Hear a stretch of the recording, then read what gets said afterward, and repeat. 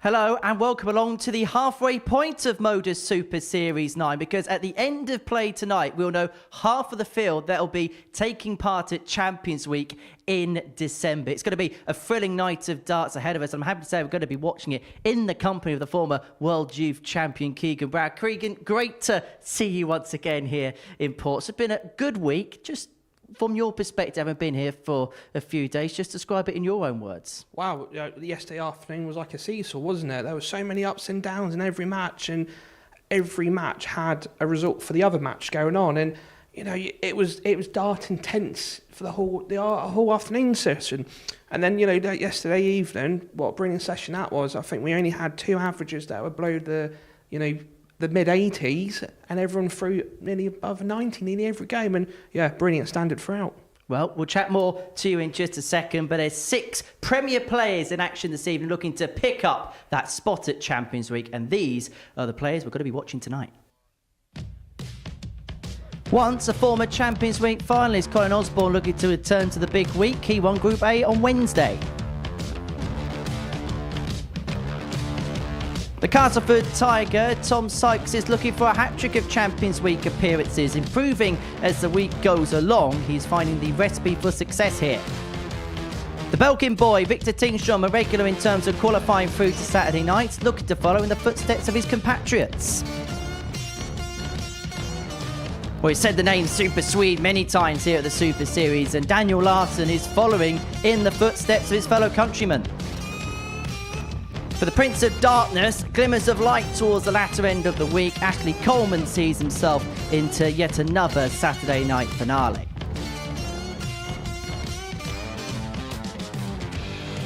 As for J-Lo, the non-league footballer Jamie Owens, he hit the back of the net perfectly on target. He's qualified for Saturday again. So those are the players we're going to be watching this evening. And who in particular, Keegan, are you looking forward to watching in action tonight? I think, if I was going to pick 2 players, I'm going to pick Jamie from the afternoon session yesterday, and then for the evening session, I have to go with the Yorkshireman or Tom Sykes. So, both players impressed me for different reasons, but they played brilliant darts yesterday, and that's what they're playing tonight. Feels very much like a Yorkshire and Swedish mix this evening here at the Live Lounge, that is for sure. Well, let's round up the story of the past 6 days. We'll begin with Group A. That was our centre of attention on Monday, Tuesday and Wednesday. And it was Colin Osborne, the former grand finalist here, of course, at the Live Lounge, who made his way through. 22 points to his name, but it wasn't easy at all. Him and Daniel Larson playing in a deciding match to see who's going to win the group, and it went down all the way to the deciding leg. Yeah, definitely. The experience that both of these players have got. Are we surprised it went down to the last leg? I'm not. I couldn't split both players. So I think everybody at home got a good match that day. Well, Daniel Larson missing the double 18 for the 116. Colin Osborne taking out the double 4 and taking his place into the finals on Saturday evening. So that was the tension of Group A. And Group C was what we were watching on Thursday and Friday afternoon. It was another tight race towards the line where it saw 3 players finish up on 12 points. Ashley Coleman, Jamie Owens and Charlie Large. It was the local lad Charlie who would depart us. Ashley Coleman and Jamie Owens making their way through. We'll begin with Ashley Coleman, the player who topped Group C. What in particular did he do well in that campaign to set himself into tonight's finals? I think with Ashley, he had a brilliant Thursday, top of the group, and, coming in yesterday, it didn't really go his all way, and, he may have tried too hard and struggled with a couple of matches, but all full credit to him. When he had to win the most, that's what he did. And Jamie Owens is such an intriguing story. A part-time footballer played in an FA Vase final at Wembley Stadium. Well, he's swapped the arch for the church here at the Live Lounge in Portsmouth. It feels like whatever sport he turns to, he strikes gold. It's not a bad thing to have, is it? No, to be fair to Jamie, it's the first time I really watched Jamie yesterday. He really impressed me, and I'm not surprised he's not playing tonight more than anything. 2 times here and 2 times into the final. Jamie Owens, the non-league footballer from Stockton-on-Tees. So let's go into Group B. That was what we were watching in the evening sessions on Thursday and Friday. And it's a man who's also made a grand final in Tom Sykes. Twice he's been through to a Champions Night in 2024. He's looking for a hat-trick of wins this year in a weekly sense. He won the group from Victor Tingstrom and Daniel Larson. And if the truth be told, them 3 really dominated proceedings. Yeah, definitely. Even though the group was probably sewn up before a dart was thrown last night, however, all 5 players made a good night of darts, and full credit to all 5 players. Now, before a dart was thrown last night, you tipped Tom Sykes to go on and win the group. Before a dart was thrown, what in particular made you think Tom was going to be the man? Well, to be fair, we actually played him a couple of weeks ago at a county match, and his first leg against my good friend Joe, actually Tom missed a 9-darter. So I know the quality is there in Tom, and you get him on the stage, different animal. And then last night, he went up another gear. Is he one of those players, a little bit like a Neil Duff, we speak about him in the past, that as the week goes along, he knows the tempo, he knows the rhythm of this competition, and he tries to peak at the right time. And that's what he did. I said in the commentary last night, even though Tom was throwing 100 averages like they're going out of fashion, I still thought he wasn't in first gear. So I think it wouldn't surprise him if he went over the 120 mark tonight. That's what I'm going to say. Well, in terms of the other 2 qualifiers, they were the 2 Swedes in Victor Tingstrom and Daniel Larson. Let's begin with Victor, a player that we've seen here on many occasions in the past, has made it through to a few Saturdays in the past and has made some semi-finals. Is he a player, because of what his fellow compatriots have done, will feel like he has to win a week to follow in those footsteps? Yeah, definitely. I think it's a good benchmark. And, anyone you're playing with within the same group from your nationality, you either want to play just as good or better. And, last night, I think Victor took the game to Daniel, and it showed with the victory.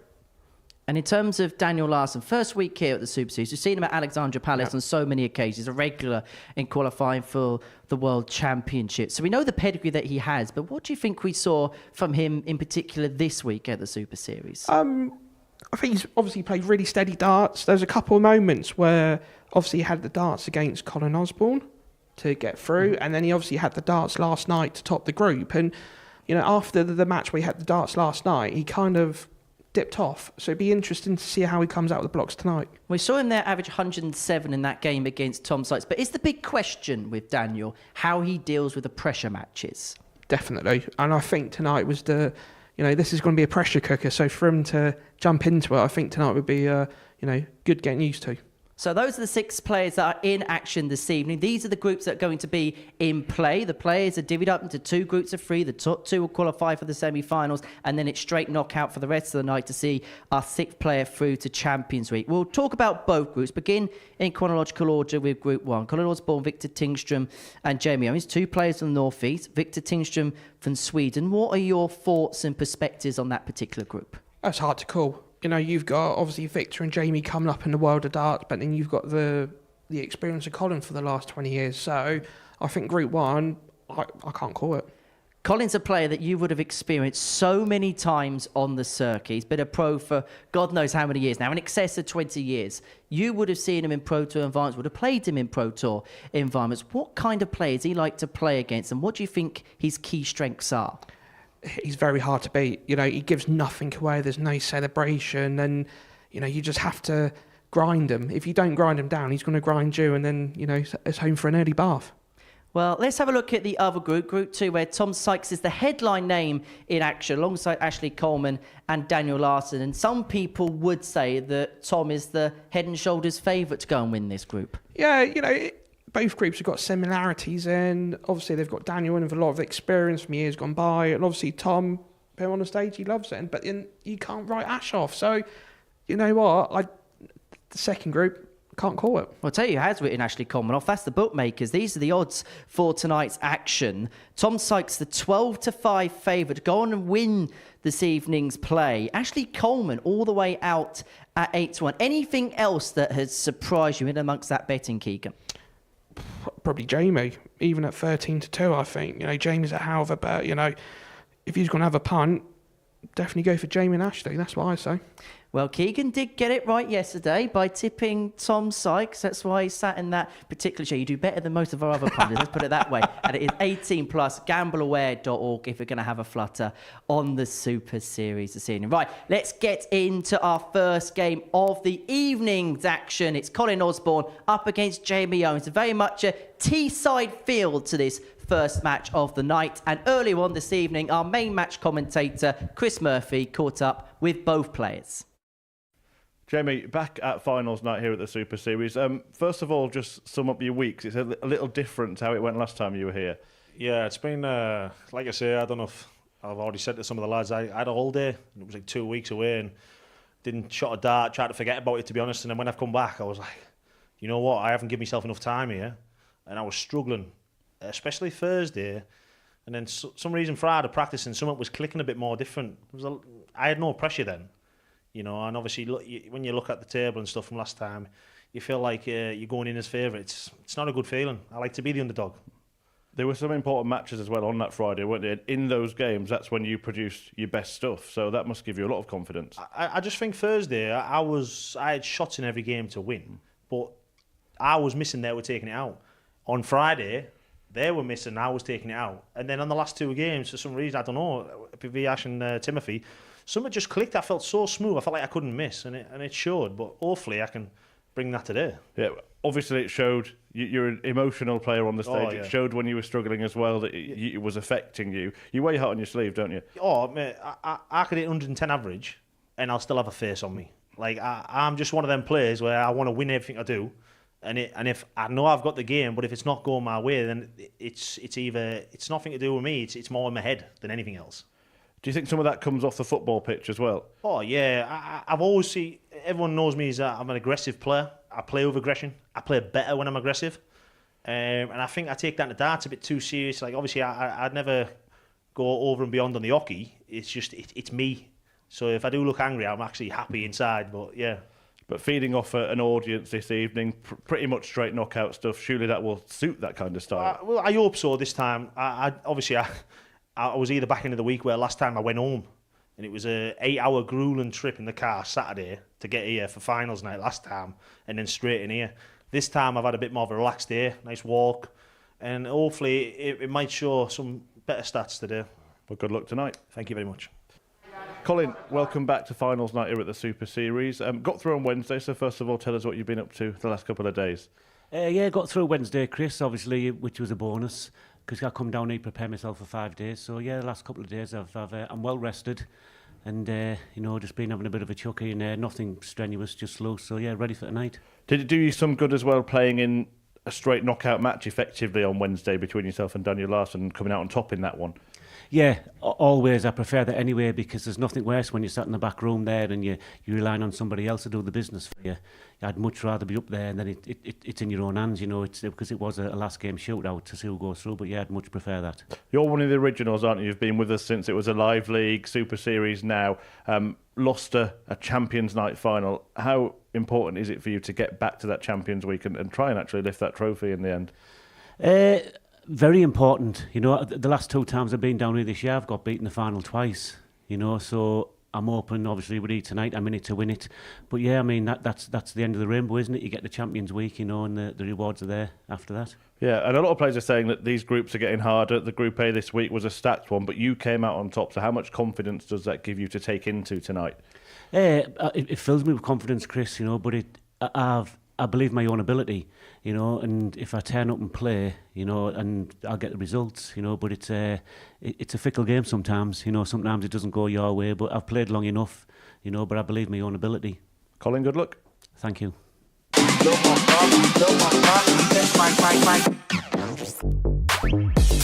and smack bang in the middle. Oh boy, double top. Oh, what's going on? It's only leg 2 of the week. And we'll complete a world-class first leg.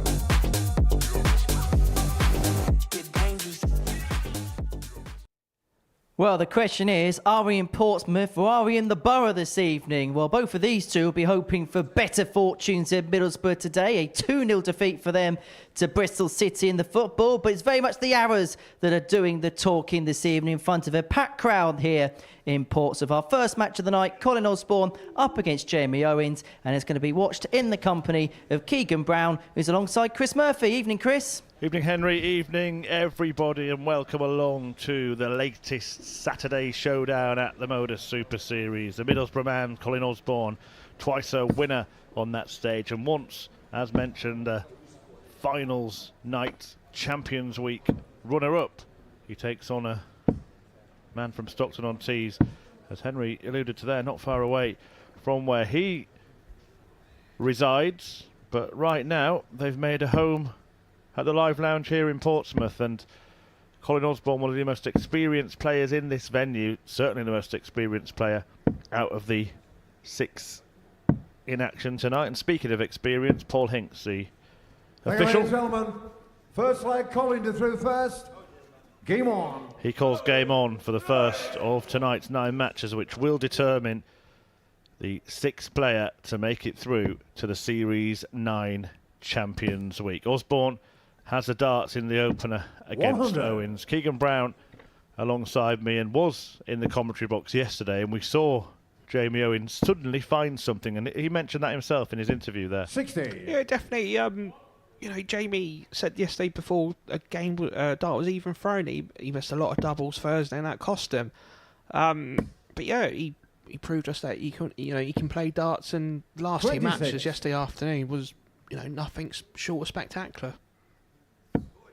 The crowd coming down from the northeast. I think they were Colin Osborne's 58. supporters there. He's smiling across. It's always a good feeling when you've got a bit of home support coming down, and I was talking to a couple of Jamie's friends, and 140. they were on the train 5 o'clock this morning just to be in Portsmouth in time. Dedication, support. 97. I'll be playing his darts here from Portsmouth. The man who calls himself J-Lo on social media.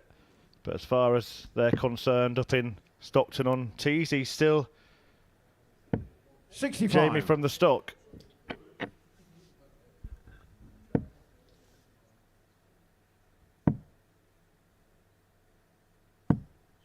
$58. It was a bit of a funny story, and I don't think Jamie wouldn't mind me saying, but obviously earlier we was at a restaurant just round the corner from here, and Jamie came in with his backpack on, and first thing his friend said to him was, "You came dressed like Dora the Explorer for tonight."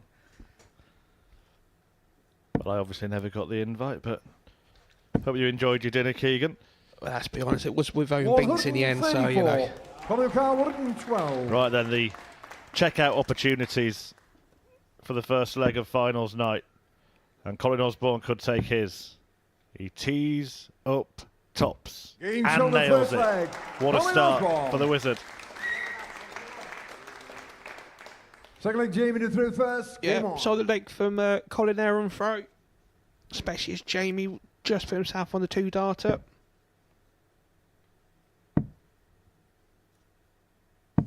$134. Had a very good start to the week, didn't he, Colin Osborne? He was at it from the off. Took out a 157 in his first match of the week. He went on to win every game that day. 101.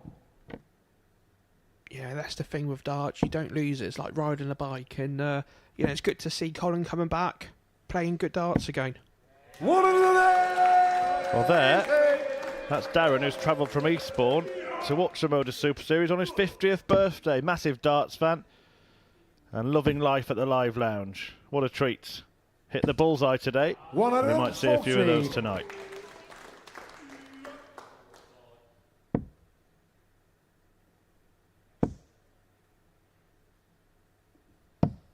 $57.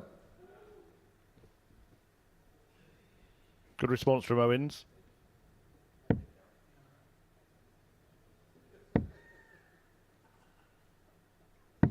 $82. Jamie Carr, 130. Yep, Jamie Nooney's got 6 darts from this 130 to take the second leg.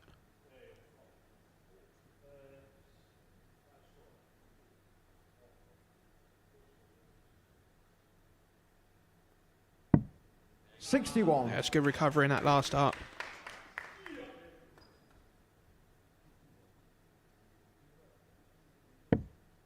Can the wizard produce a little trick?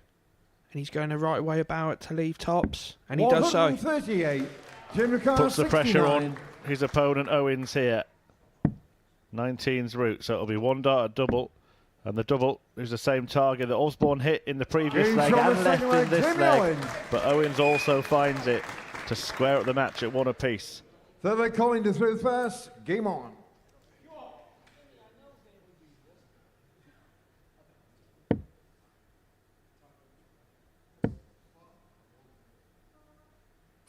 It's a good start 100. for both players in their third leg now. Both players averaging over the 90 mark. 96.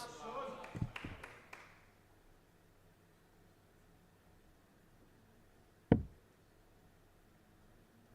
you think there might be a bit of hometown pride tonight 60. with this one? Yeah, certainly bragging rights. It's the old master, isn't it, against the sort of apprentice in Osborne versus Owens. Pretty new to the game of darts 140. after having a prolific amateur football career. He was telling me earlier, 500 goals. Yeah, remarkable. 100. Thank you. And let's be honest, I can't do that in FIFA, let alone in the real game. There's a good ball management there from Jamie. 95. Yeah, one of those that's crossed to another sport and is playing this one really well, a product of the ADC system.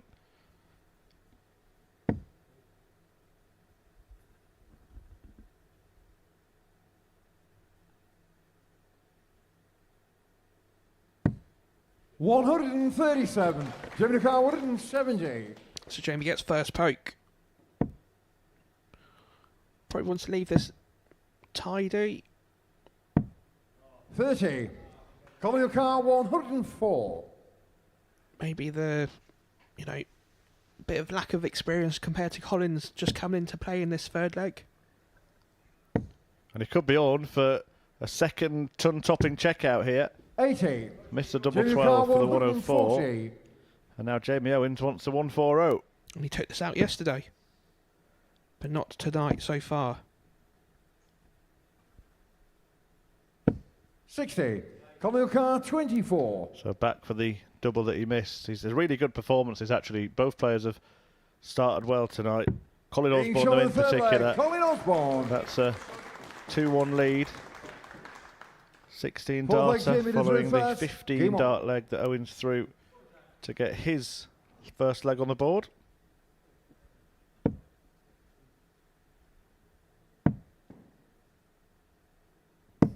$58.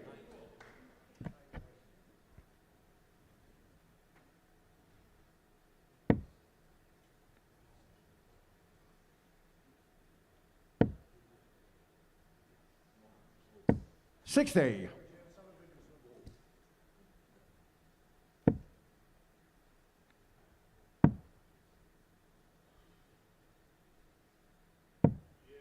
$40. The audience transfixed. Eyes on the hockey here at the Modus Super Series.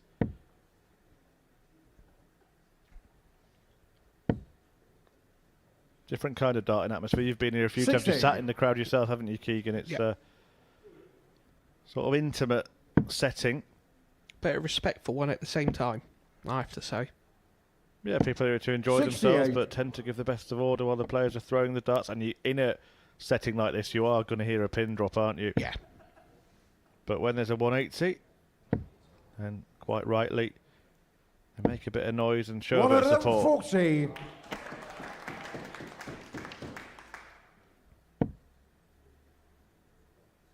It was good, with the respect from the crowd tonight, giving it the best of order. 140. They know from a perspective's point of view that, the players tonight, they've got good opportunities there.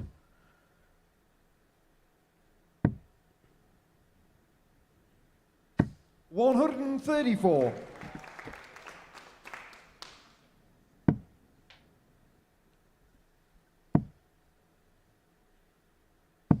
95. Colin Considering Jamie's only played for a couple of years, he showed a lot of experience the last couple of days to me since I've obviously watched him on boards management. But it looks like Colin again, looking for the tops for the Wizard. 67. Jamie Carr 100. Well, this could be a really important moment, and that's a great dart for Owens to give himself the full quota at the double. But Owens only needs one. He did mention in that interview, didn't he, Keegan, that he could throw in a 10-dart leg and still look like he was annoyed with himself. Evidence of it there. Just a real competitor. I think that's the thing. You know, you're looking at two people on a stage where 85. Obviously Jamie's played, you know, a good level of football, and obviously Colin was he 10-pin bowling and yo-yo champion, wasn't he, back in the day? 58. So it makes you sick, doesn't it? Some of us can't be good at any sport, and then others are good at all of them. Yeah, I know a couple of people like that. 140. What, ones that are not good at anything, or ones that are good at everything? Yeah, it works in both situations. Careful. 100.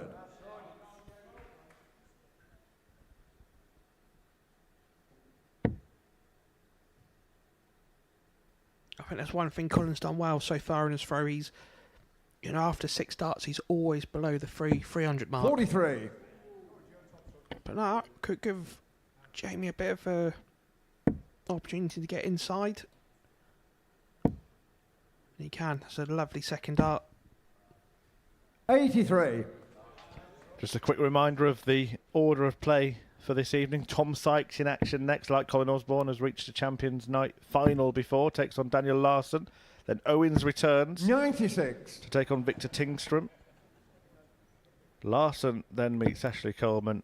Tingstrom Osborne ends the action in this group, and Coleman plays Sykes in the final 100. match of Group 2. Colin Carr 137.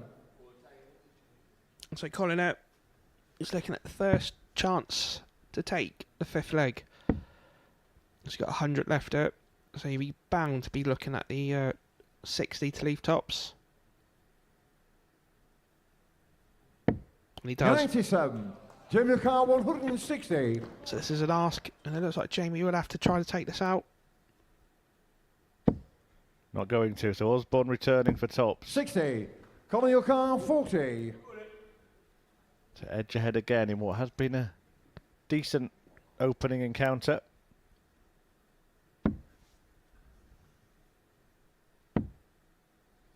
Double 10. Game shot of And he'll be relieved to have hit Colin that because Osborne. Owens had taken out the 100 checkout in the previous leg. 6 leg Jamie to through first. Game on.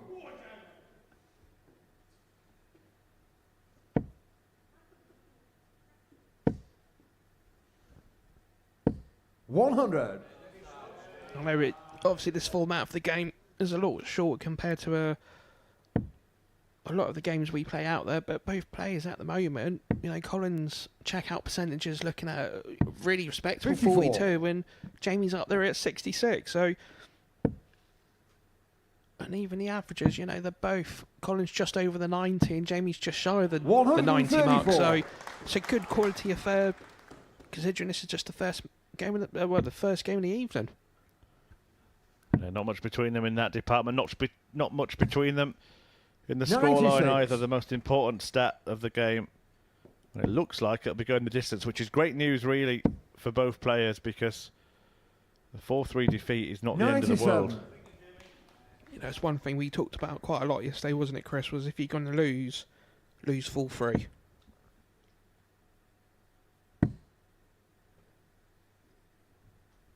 You know, Jamie now. 47. He's got Jamie at Carr least 6 starts 170. from this for this 170 to enforce the decider.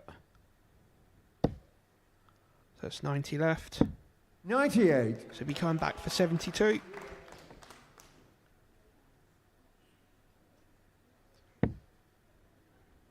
Yeah, for parity, a bit of an off leg really this from Colin. Maybe just 58. now conserving Jamie Carr, energy for the 72. all-important shootout in leg 7. Looks like it's going this way. Double 12. He's going to hit off the barrel. 48. That's unlucky. You see there the disappointment, but at this stage of the match, this stage of the leg where Colin Osborne is, that's not really necessary. It's not like he's missed a chance that's going to be punished. No, I think he's just, it's a good opportunity there to make it into the decider. And, 59. like we said earlier, 24. he's a bit of a perfectionist. And, the 2 darts are double 12. They were the 2 well-thrown darts. It's getting really annoyed with himself. Doesn't want to end up leaving double 3 here. 12.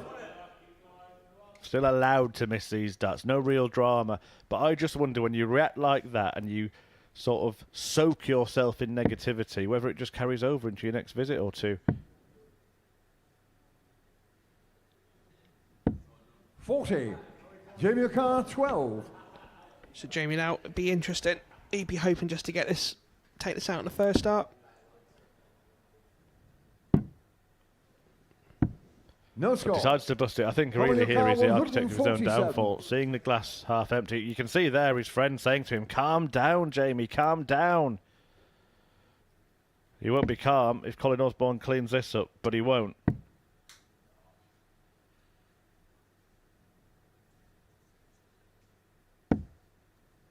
$131. Jamie O'Carr, 12. So Jamie again, looking at double 6 to make it 3 apiece. It's a good marker. And he does. Game shown with That's so ironic, isn't Jamie it? Owens. All the darts that he's Seventh missed and final leg, Colin had to to be the third last first. dart before Colin Game on. could have had a chance. It was his 10th attempt at doubling that leg.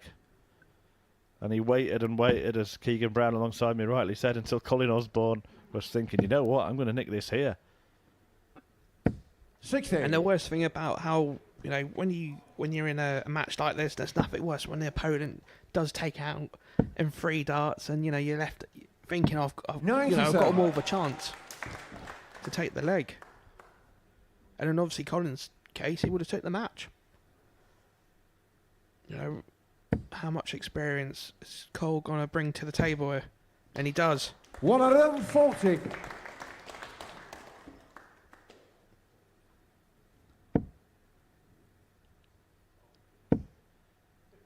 Who will be smiling come the end of this match? 57. Will it be the wizard Colin Osborne showing off his pearly whites? Or will Jamie Owens turn that frown upside down? 85. Jamie now he needs a good 2 trebles.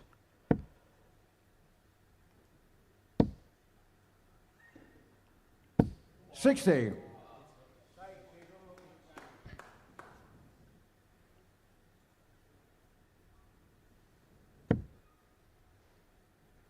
There is a second chance for whoever loses this game, of course. 38. If Jamie here can hit 100, it makes the leg interesting again. I just get the sense, and the reason I said there is a second chance, it was kind of a reminder to just 58. get the sense they're both playing it like a knockout game. It's become so tense towards the end of the tie. Once again, we did say that yesterday, didn't we? Where when you get 2 players, they're struggling just to find form. Like Colin here, 140, and be sod's law if Jamie whacked in 180 or a good ton of his own. Going downstairs. Osborne now has a decision to 99, make straight for Colin double 38. 19, or will he split? If I was Colin, I'd definitely go for the big 6. Big 6, double 16. Oh, it looks like he's going for it. He might be able to use that dart. Building his own platform. 19. But that's a flyer, and it Jamie could get O'Carr, away from Colin Osborne 130. now. Oh, what a chance for Jamie to nick the match on 130.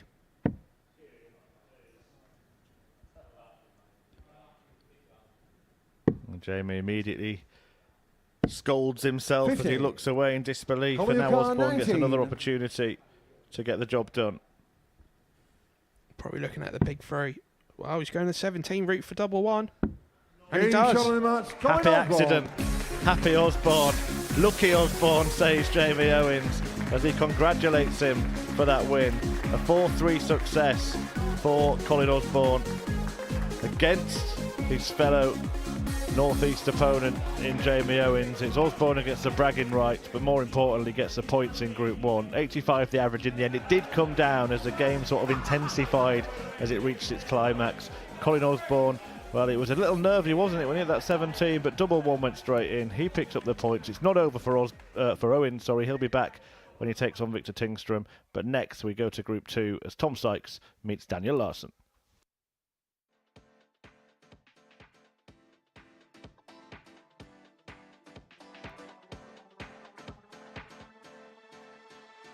Matthew Edgar has gone for the bullseye on 92. Please tell me, why have you gone this way? Bit of safety. Is that the correct way to go? His next dart would be 17 or treble 17. If he hits the single 17, he's saying he guarantees himself a dart at the ball. It's not quite guaranteed, but the percentage chances of him getting a dart at the ball is quite high. Now, the alternative is going for the treble, so Matt's on 92. Raymond van Barneveld, I believe, was one of the first players to go the treble 20. His basically reasoning was, as a professional dart player, he backs himself with 2 darts being that good to hit a treble. If they don't hit it and they hit a single 20, this is where the next bit of dilemma comes in. Back in the day, they would have probably gone for the treble again, okay? Nowadays, we don't really see that very often. The next shot with 72 left, 8, maybe 9 times out of 10 is 2 double 18s. I mean, look at the size of the double segment. This is another fact that it's big. The bullseye's tiny. That's the thing, isn't it? I think to myself, I would personally, if you're a good dart player, I think go the single 2 doubles.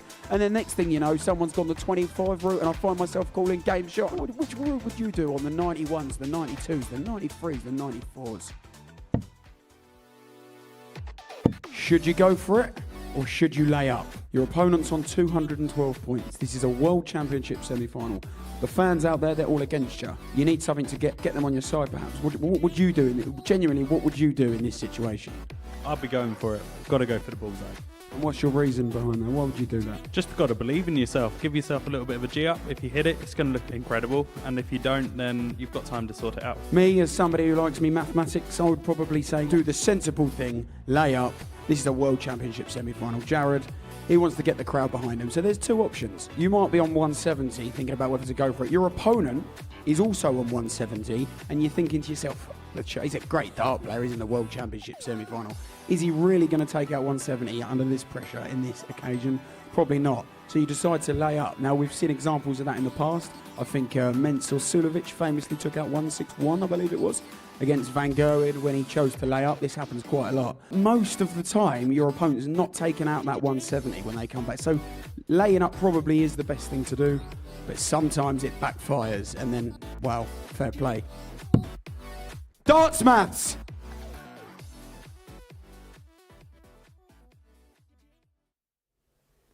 Welcome back. Before the break, we saw Colin Osborne win the first match of the evening of the Modus Super Series, a last leg decider against Jamie Owens, going the way of the man from Middlesbrough, the former Champions Week runner-up, looking to return to the big occasion. He's got his night off to the perfect beginning. So our second match of the evening sees another player who's been to the big jackpot game here at the Live Lounge in Portsmouth. Tom Sykes in action up against Daniel Larson, the Swede on debut, looking to follow in the footsteps of fellow compatriots Andreas Harrison and Anton Östlund in winning a week here on the South Coast. And early on this evening, Chris Murphy caught up with both players.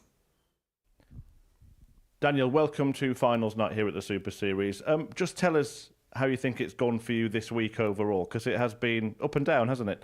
Yeah, really up and down. And first of all, it's been a very good week, and I didn't know what to expect. My form has been also up and down, and I haven't played so much the last couple of years. So I went here with no real expectations, but I had a goal to come to finals day. And now I'm here. Now I set the goal to win the day. When it has been good, it has been really good. There have been several really top performances in there, 3-figure averages. If you can find those tonight, you've got every chance, haven't you? Yes, I have, definitely. So I think I'm in a good position. Just talk about Group B a little bit, because you and, to be fair, the other two qualifiers all put yourselves in a really good position on Thursday. Was it difficult to keep that sort of focus and intensity last night and see it through to the end? Not really. I never tried to be like defense in my thinking. I was going to win for win in all the games, and I didn't look down. But it didn't turn out too good yesterday. I broke a point just before a game. I had to play with different kind of darts, and it was a little hard yesterday because of that. Tonight, fresh start, everybody starts on zero. The group stage is a straight knockout, an audience. This is when this place comes alive and when this tournament comes alive, and you'll be hoping to follow in the footsteps of a few Swedes that have done very well here before. Yes, I do. Well, good luck. Thank you very much. The Super Series, and coming into it on great form after an excellent night last night. How are you feeling going into tonight? Yeah, confidence is high. Like you say, I played pretty well last night. Hopefully it can continue into tonight and we'll hopefully win the week. We've seen you come back here and sort of become a regular at the Super Series in Group A's, getting to finals nights, also obviously that grand final you got to. Do you feel that the expectation is for you to be winning these weeks and getting back to Champions Week? Yeah, there's a lot of expectation on my shoulders, more from me than anyone else. But I think that showed at the beginning of the week, where I'm missing a lot of darts at doubles and I'm expecting myself to hit everything. But obviously that don't always work that way. But the last couple of days I've relaxed and they've gone really well. So yeah. Do you feel this is a week that you've grown into, so to speak? Yeah, definitely. I've like I say, I've relaxed a lot more by the end of the week. Obviously, I had a good start on Thursday night, so last night I were able to relax and just let them go. So. And we've seen you on Saturdays before, obviously really enjoying it, playing off the audience, that kind of thing. You usually have a fair bit of support here. Have you got the usual support with you tonight? Yeah, I've got a couple here tonight. Not the same amount that I normally have, but my girlfriend's here and her dad and her friend. So. And that's something you thrive off, isn't it, playing on a Saturday? It's when everybody really wants to come alive. You know you're capable of doing that. What's the approach for you this evening? Yeah, just the same as last night. Just relax and let them fly, and hopefully I play as well as I did last night, if not better, and get a third title. Well, Tom, good luck. Thanks for talking to us. Thank you. Cheers.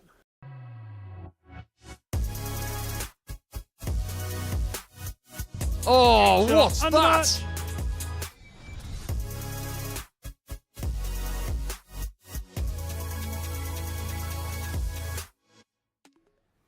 Tom Sykes, a player that even by his own admission says that there is pressure on his shoulders.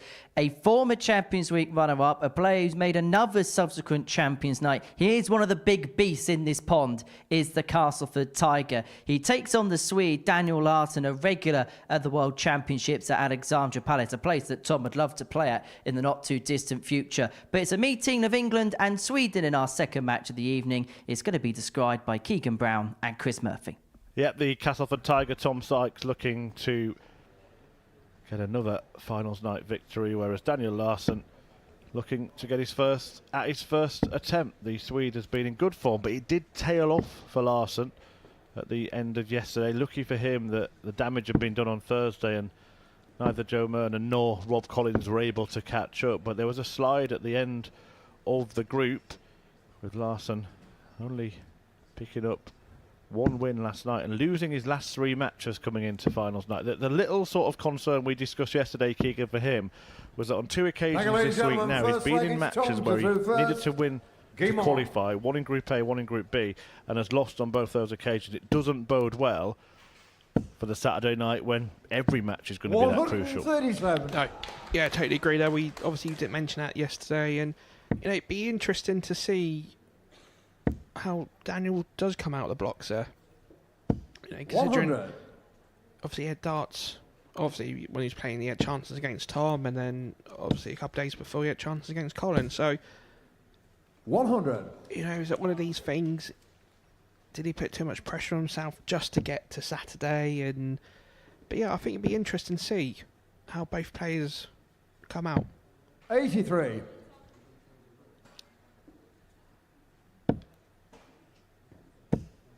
Yeah, looks like the Yorkshiremen 140. He's stamping his authority on his first legger.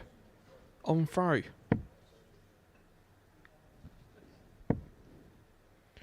I don't want to jinx it, but I did say I felt Tom could go 120 plus tonight, and he has done within the first 3 throws. So I'm going to take that as a moral win. 92.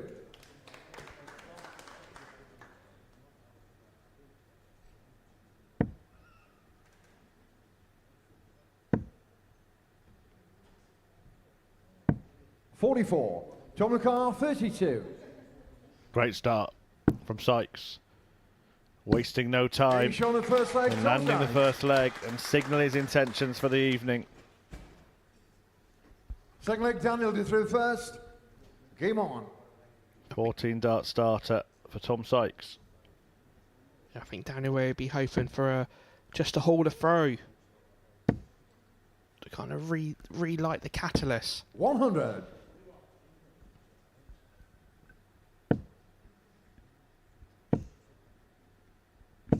$100.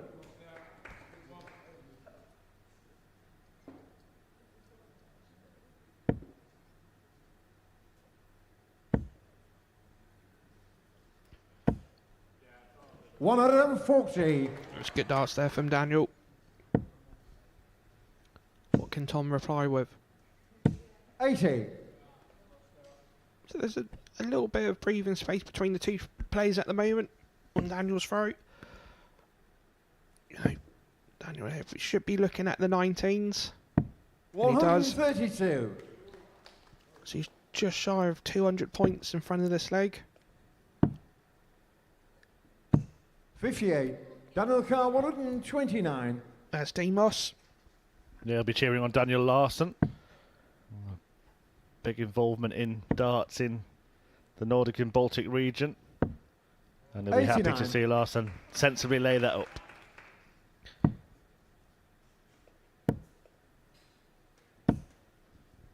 $99. Daniel Carr, 40. So Daniel for a 13 darter. And he Each does. on the second leg, Daniel Larson. Their matches have tended to be pretty one-sided this week. This is their 6th meeting, having played in both Group A and Group B, and Larson's actually won 3 of the 5. But none of them going the distance. 59. Tom Sykes did win the clash they had last night. Apologies, that one did go the distance. All the others were 100. 4-1, 4-0, but that's the match we were talking about, wasn't it? When Larson could have won to qualify, didn't. Sykes did the job there and went on to win all of his matches last night. 140. Daniel didn't have the best of legs in the first leg. At the moment, it's just shy of the 100 average, and, Tom's not that far behind him. So there's a good 100. quality affair, and we're only in the 3rd leg of the match. Tom with some support in the audience as always. 98. Daniel's got Dean coming over to watch him. And Tom Sykes is often supported by friends and family. 140. That's his partner Emma.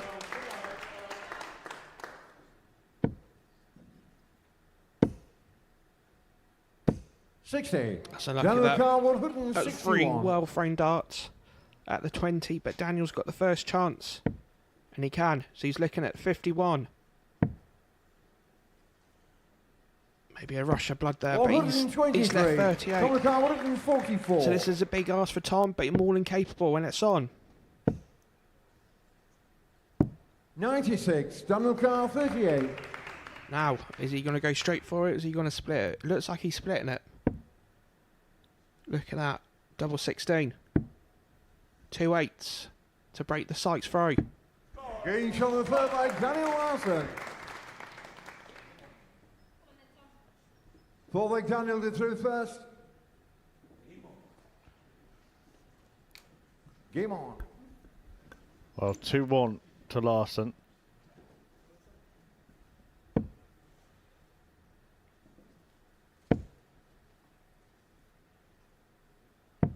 $57.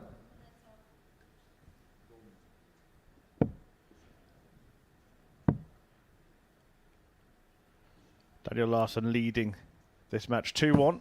58. And starting 57, Sykes following with 58.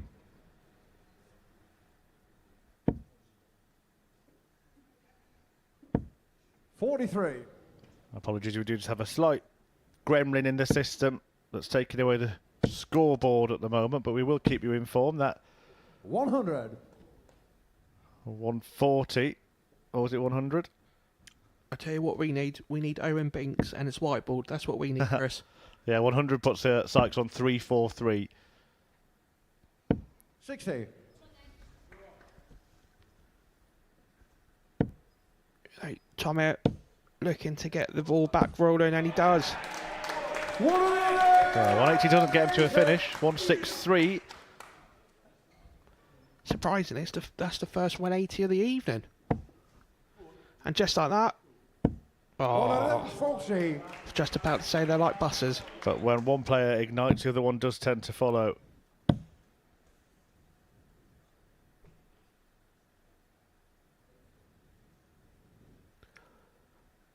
Yeah, that's good ball management there. To leave 36.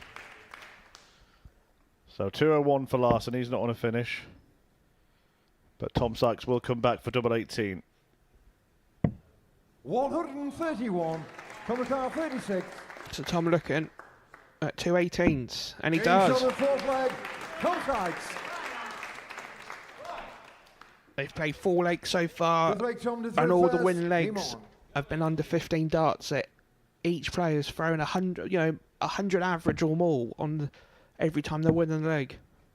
This is a brilliant standard so 60. far. Yeah, all square at 2-2.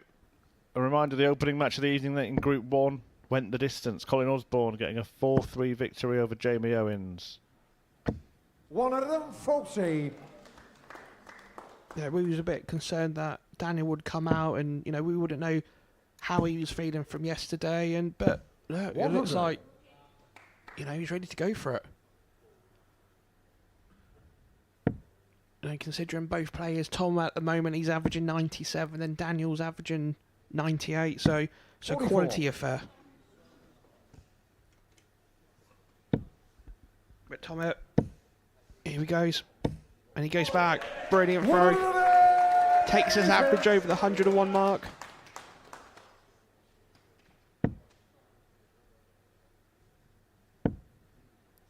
We always say darts is all about timing. 125. Tom car 161. But so far, what a quality affair we've got between both these players. 52.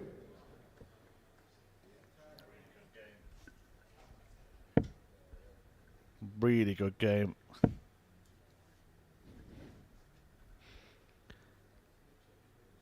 What pressure. Oh, 140. that's a brilliant Tom car last start. 109. Tom knows he needs to take this 109 out.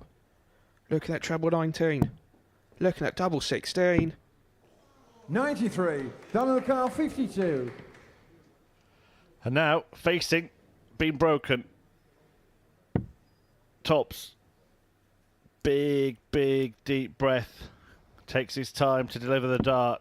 Making sure he's fully focused on this. One dart at double 10 to break the throw. In what he hopes is the penultimate leg of this game, because Larson now leads and has the darts to win this match. 6 leg Daniel did through first. Once again, another leg. 15 darts Game and on. under. Can we make this best of 11?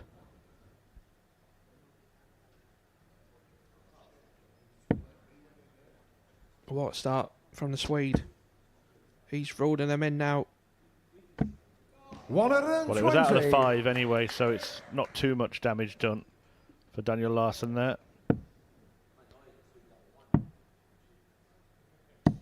96. You may have just seen in your picture there Gary Hayes, who played here at the Modus Super Series before. He is from the northeast as well, an ADC qualifier. Come along with Jamie Owens tonight, I believe. 100. So Daniel 64 points to the good. Hoping to make it. And has a brilliant second up from the readjustment from the first. 81.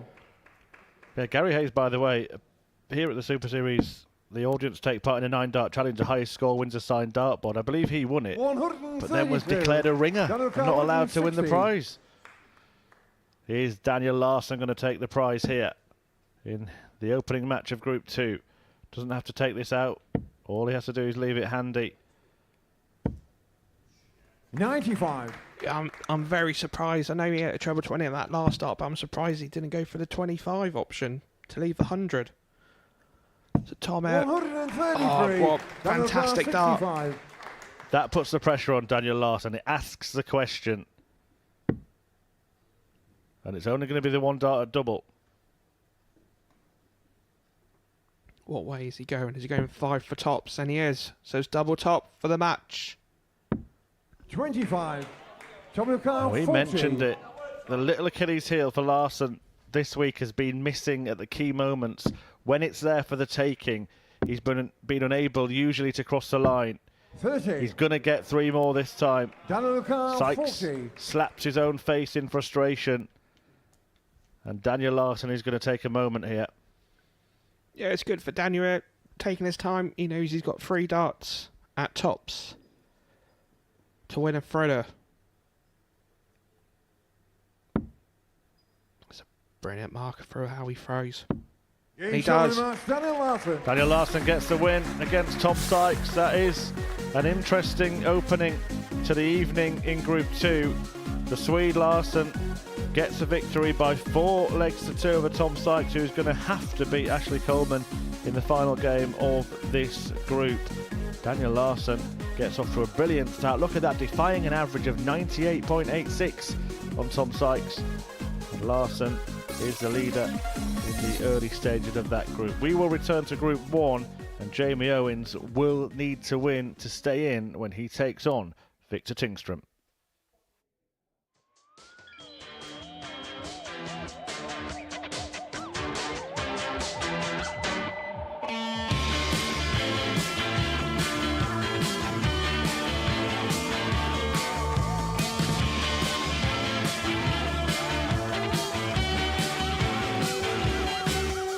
It's Phil, the Power Taylor.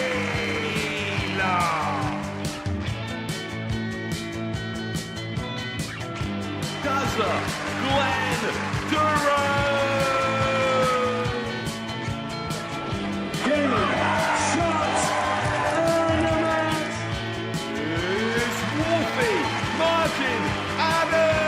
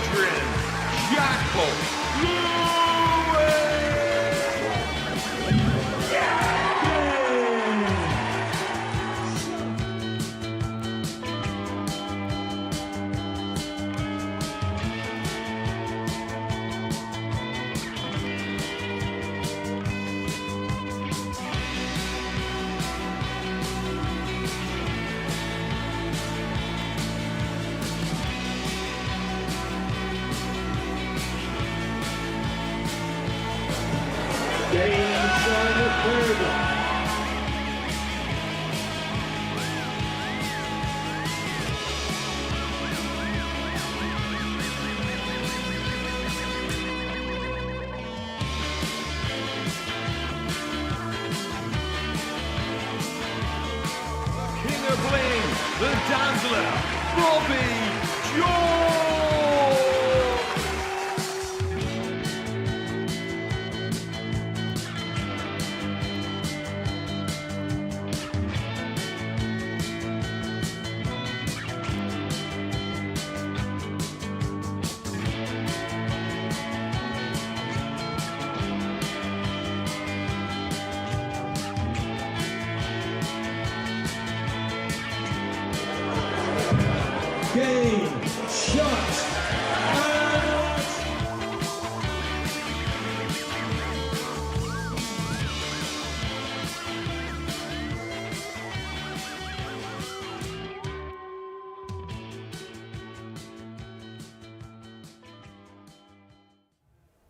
Welcome back to the Modus Super Series. We've already seen our first upset of the evening. Tom Sykes, the former Champions League runner-up, going down to Daniel Larson of Sweden. So the Castleford Tiger has it all to do against Ashley Coleman if he's to progress through to the semi-finals. And Jamie Owens has a similar uphill task here. He has to get the better of Victor Tingstrom in our third match of the evening session. Otherwise, he departs before we've even seen Coleman in proceedings this evening. As for the other Swede in the draw this evening, he is hoping to join Anton Erstl and Andreas Harrison into the Champions Week club. The Belkin boy looking to be the main man in Portsmouth, and Chris Murphy caught up with him earlier on this evening.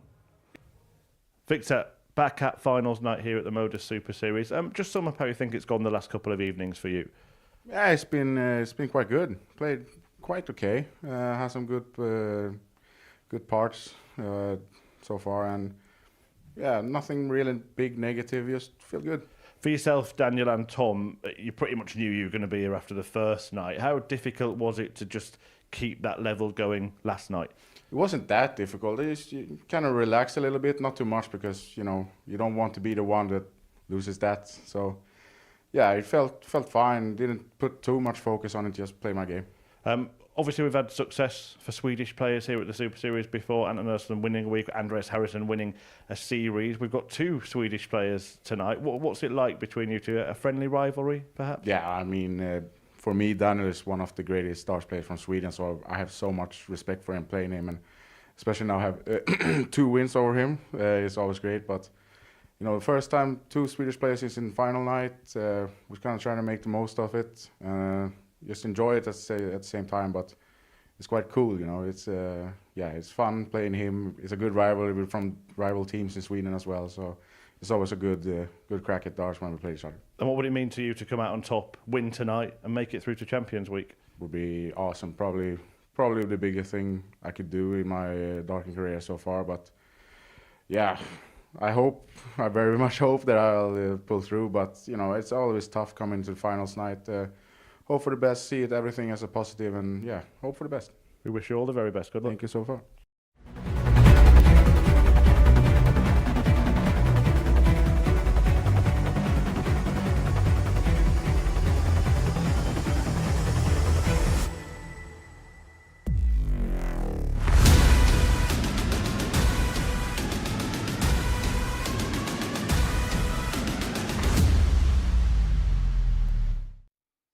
It's an illustrious list of names, and Victor Tingstrom looking to join him here at the Live Lounge in Portsmouth. And you may see something different now compared to the last time he played here. Yes, he has got a full head of hair, because the last time he played here, well, he lost a bet with his Swedish teammate, Johan Engström, where he had to shave his head at an international tournament. Well, he is hoping to give it full locks and full beans. As for Jamie Owens, it's now or never. It's the Stockholm Slinger up against the man from Stockton. It's being watched by Keegan Brown and Chris Murphy.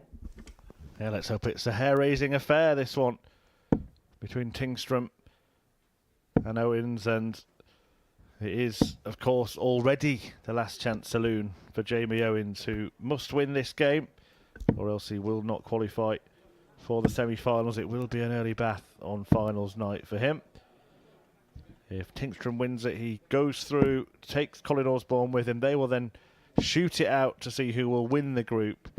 But an Owens win, and that last match will determine which two go through. In fact, Owens can qualify in this match if he wins 4-2 or better, and we were talking about that, the necessity, if you are going to lose as narrowly as possible. So he has at least given himself that opportunity.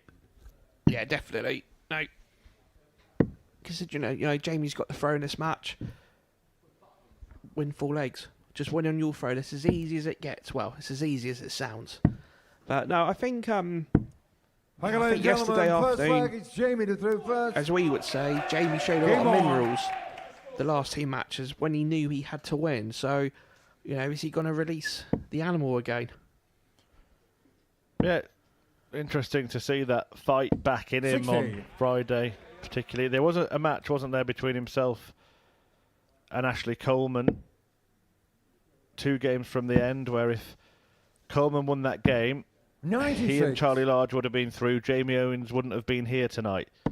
Instead, he won that one, and then he produced a brilliant performance in a 4-1 win over Timothy Verbruet to seal his spot. 90. And Coleman and Large had a straight shootout, which Coleman won 4-0. So the Pompey player Large not on the stage. And also interesting, wasn't it, to hear from Jamie Owens earlier tonight that when he won Group A last time he was here, he went home and he said that was a mistake. 96. You might feel that having that run-up, playing Thursday, Friday, Saturday, could suit him this time around. Yeah, definitely. You need to think, he 134. went all the way back home in the northeast to come back down 2 days later, and I think he was saying it was when the Isle of Wight Festival was on, and he had travel issues to get back down. So this time he's learned from 59. he's learned from the experience of the last time he was all Jamie looking for a nice clean haul to throat. 100. I think the Colin Osborne fan club from the first match, I think all the Middlesbrough fan club are cheering on for Jamie from this Junior one. car 117. 117 then. 17. And tops. Lovely start for Jamie Owens. And you can hear the roar there. Plenty of support in the audience, led by Gary Hayes, Game on. who's also played on the Super Series stage. And Jamie Owens even forced out a smile as he received that celebration from the audience there. It'd be interesting to see how the orders are being really respectful for both players, but it's different when you play all week here with no one, and then all of a sudden there's a crowd. So it'd be 59. interesting to see how Victor copes with the additional people in the venue tonight. We've had some fantastic players from that part of the world play on the Super Series stage. Robert Grundy springs to mind last year, went on to get a tour card. They'll all be cheering up in the northeast, that's for certain. 97.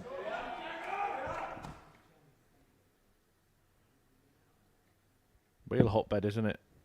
Think of the players that are around at the top of the game now, Keegan. You play many of them week in, week 58, out, the likes of Callan Ridds, Chris Dobie, Ryan Joyce. You think, I can't remember what year it was, I think it was 2018. 41. There was actually more players born in the northeast in the World Championships than there was Scottish players in. There's a bloke called Glenn Durrant that wasn't half bad as well. He's not bad, is he, or does he? Actually used to wear a shirt quite similar to the one that 140. Victor Tingstrom's wearing now, but he's gone back to the Middlesbrough colours, hasn't he, I believe, Glenn? Yes, that. He's gone back to roots, as they say. 140. Field car 65. Well, 65 for Tingstrom to quieten down the audience both here and at home. He takes aim at tops, and he finds it to level up the match at one apiece. First 2 legs, one Third leg, Jamie to third by first. each player on 15 darts. Yeah, neither missing a dart double either in the process. Be careful, Chris. Last time I said anything about checkout percentages, 71. I think it was Jamie himself that missed 10 at a double. So, as hopefully no commentators curse this leg. Victor's reacting great to the pressure. That's the second 180 now. What can Jamie do in response? 43.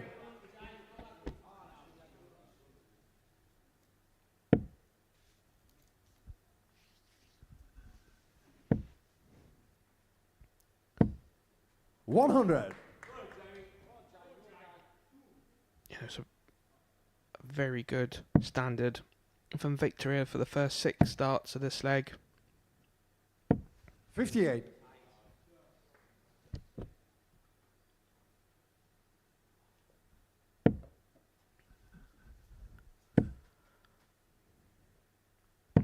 He does. 91. Hits 91 to leave 130. Jamie needs to put a hole in this, and he's found the first start perfect. He's filling them up. And we do. The second 180 of the leg goes to Jamie, and you know what? There's a little bit more pressure on this 130 now.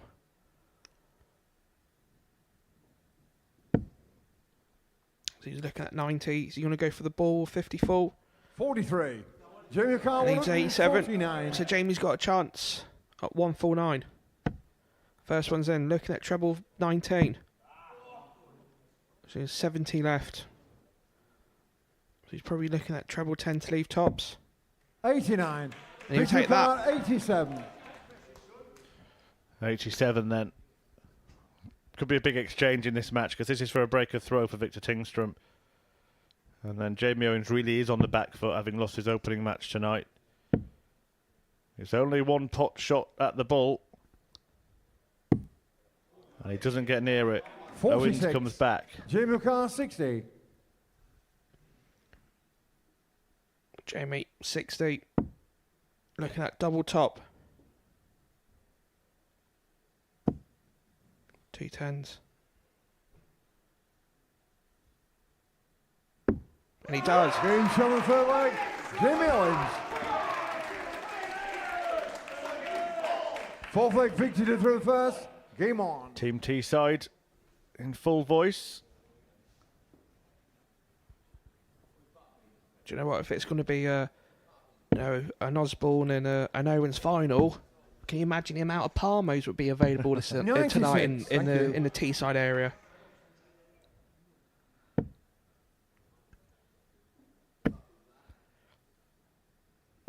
$59. Well, there can only be one winner, one place at Champions Week available, and it would confirm half the field for the Champions Week in this series. 96. Already there. We have the likes of Andy Hamilton, Darius Labanauskas, a former winner, 121. in Andreas Harrison, Kai Gottard.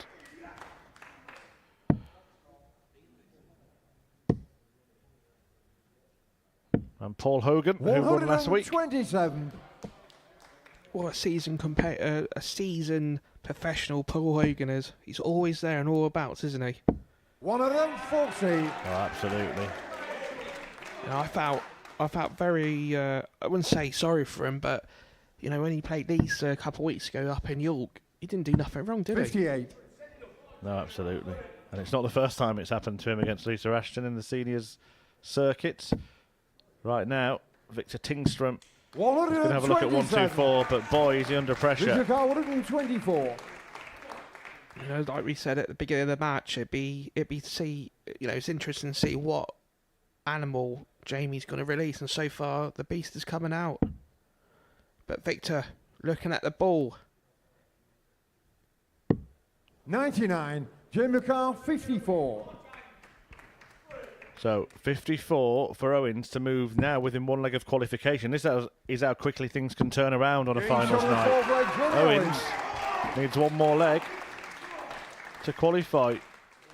Fifth leg Jamie to throw first. Game on. Has to win 4-2 or 4-1 and he will be through.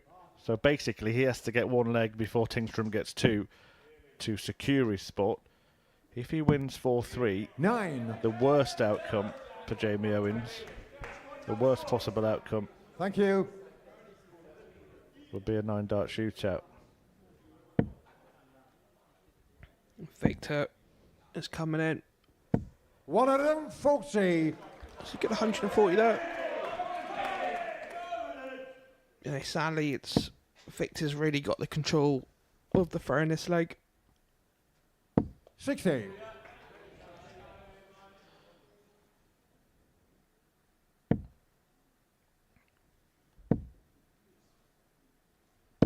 $100. You want to keep it as tight as possible, won't he, Victor Tingstrom, even if he is to go down himself, because if he were to lose this game 4-1, for example, then he'd need that type of scoreline against Colin Osborne himself, because Osborne already has a win under his belt.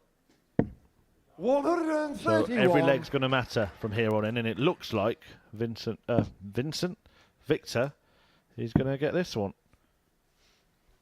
96. As much as I wouldn't want to put pressure on players, but I'm already looking forward to a potential 9-dart shootout between all three players. 98.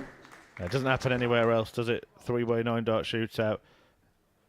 It's one of the fun features of the Modus Super Series, and when it happens, the players don't want it, but we certainly do. 66. There's a recovery on that Victor last start to Carl, leave the 32. 170. Yeah, he's left to finish. Don't shake your head too much.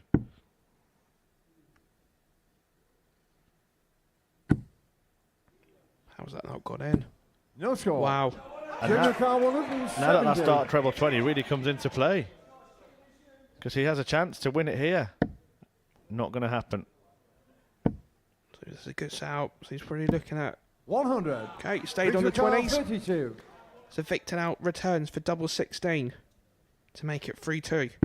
And he Game does. shot on the fifth leg. Victor So this is a Tingstrom. crucial leg now. If Jamie Owens wins this leg, he qualifies Six leg Victor to throw for the first. Game semi-finals. on. If he loses it, we go into a last leg decider, and if he loses that, he's out. Wow, it's... And to be fair, both players 58. are playing, you know, the averages at the moment. Victor's just shy over the 90 and Jamie's just under the 90 mark. For your ambition of 93. being in the comms box for a 9-dart shootout, Keegan, you'd need Jamie Owens to win this one 4-3, and then Victor Tingstrom to beat Colin Osborne by that scoreline. I would. Little darts like that. I think Victor's got other ideas for this match.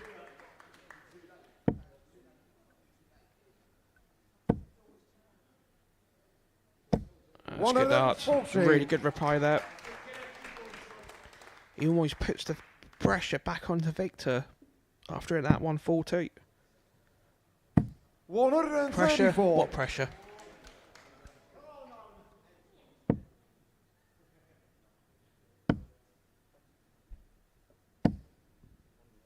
$100. Victor Carl, Well, he's 129. scored himself 100 there to leave 168, so that just gives Tingstrom some breathing space here. Just looking at treble 19 still. 59. He's left 70. So, you know, Jamie's not out this leg so far, but he probably wants a good 100 so he knows he's there in the leg. 58. Victor Carl, 70 then to mean that Owens can't qualify by virtue of winning this match, and to keep his own qualification hopes alive. Game shot on the sixth And that is leg. fantastic. Victor Tingstrom. An orthodox 70 out, a nice one. Same treble and double. Seventh final leg, And Jamie it all to throw comes down first. to this. Jamie Game Owens on. must win Thank you. to stay in. If Victor Tingstrom wins and breaks a throw here, he goes through, as does Colin Osborne. 71. That's a good last start for the recovery.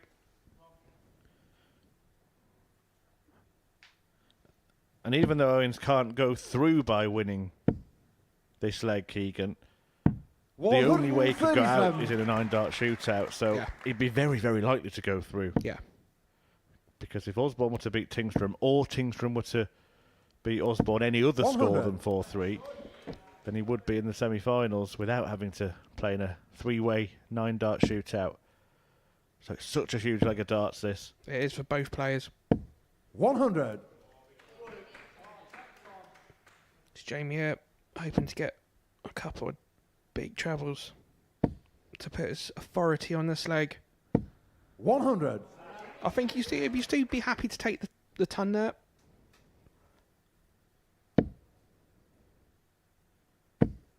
That's a good dart. Second one, that's brilliant. 140. Yeah, big visit needed here then from Jamie Owens after Tingstrom tees up a more than makeable outshot after 9. Has to at least stay straight. 60. But that's all Victor he's Carl, done. 124.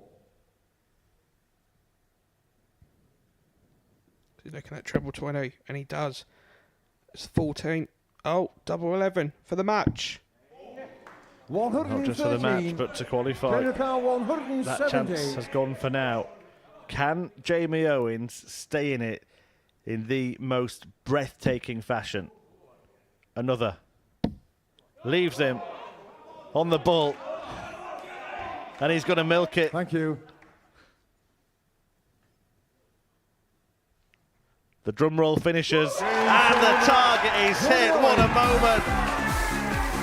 Jamie Owens with an absolutely incredible end to a dramatic darting duel. The big fish reels in, the 170. Skin saver for Owens. In truth, had he missed that, he, in all likelihood, would have been out. Now, he looks pretty good to be going through. He gets the adulation of the audience. And so he should. What a checkout to keep himself in. A 4-3 victory for Jamie Owens, defying an average of almost 100 by Victor Tingstrom, who was waiting, having just missed a dart to qualify himself. He might not go through now. He's going to take on Colin Osborne. We could still get a 9-dart shootout in this group as well. But what a way to stay in the fight. The 170, the shot of the night, the shot of the series, the shot of the year.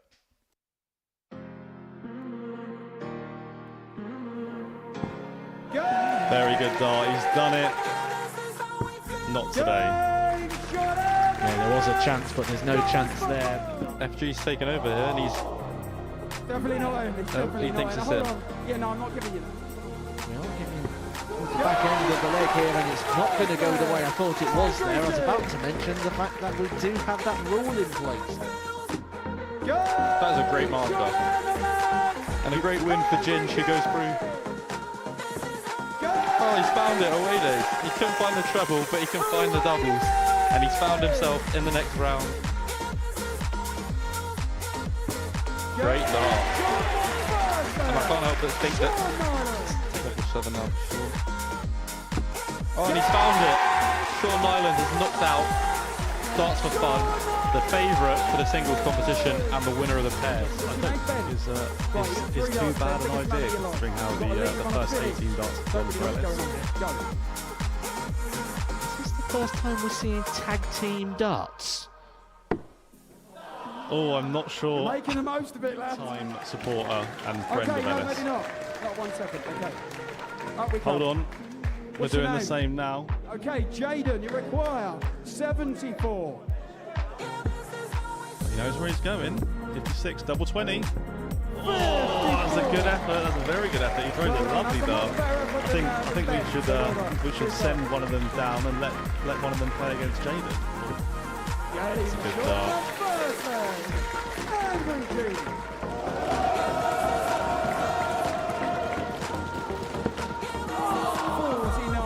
Plenty of dartboard to use for one of the most unorthodox ways you'll ever see a semi-final being won. And that is good. It's a nervy game, a nervy encounter. He is the favourite now to go on and win it, and he's trying to get... Struggled today with a bit of nerves. And that extra moment, that little bit of pause, that little bit... Second dart. Calm down a little bit, just relax into the game. Oh, hold on. Yay! We have the first one from an influencer. One of them things either loves or hates in a darts time. And he loves it! But that is... It's Angry Jim!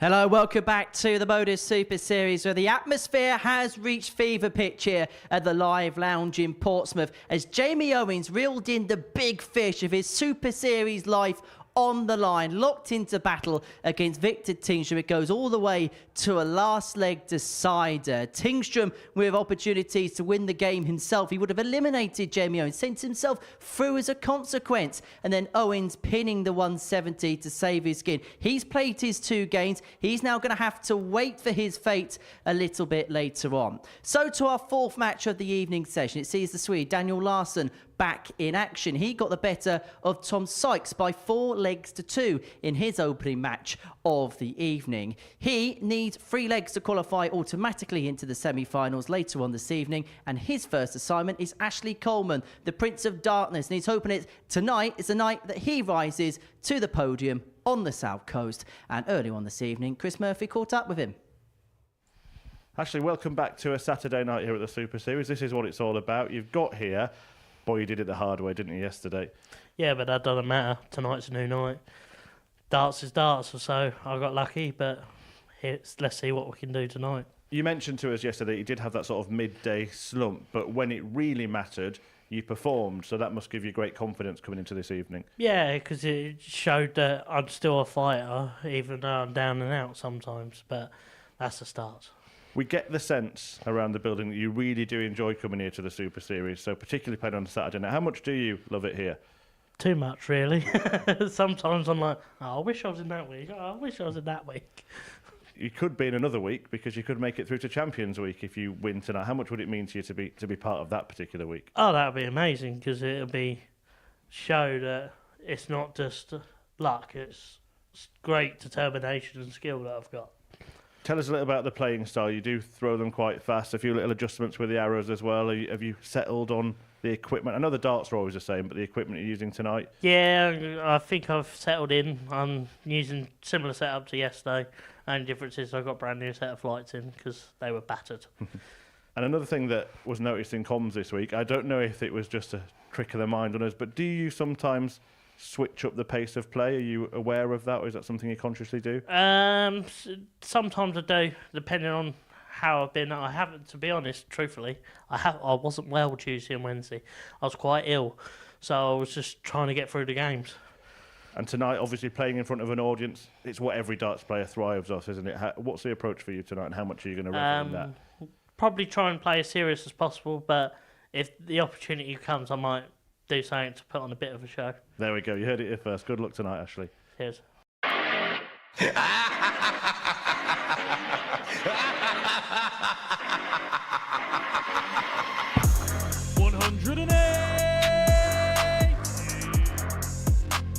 Double 16. Game shot and the match. Not the Ashley 9, Coleman. but pretty much a perfect 10. Nick here looking to try and break the Scott throw, but again, 2 darts at the double, and this time makes no mistake. Before, but we mentioned in the last game between Ham and Jameson that sometimes it just takes a little bit of time to settle in, to feel comfortable, to play the darts you know you're capable of. Wow, 121. Brilliant stuff. Absolutely brilliant stuff. Had no need to go that route, but he's found 2 trebles and a double. Both players have done that in this match, but it is Ashley who gets the victory. But Coleman claims it.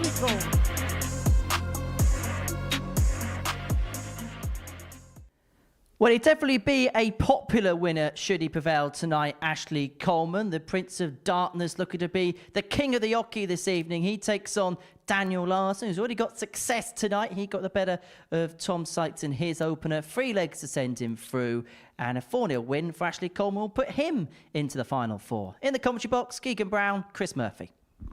Thank you very much, Henry. Yeah, just getting our breath back after that blockbuster finish to the previous match when Jamie Owens produced one of the shots of the Super Series all time.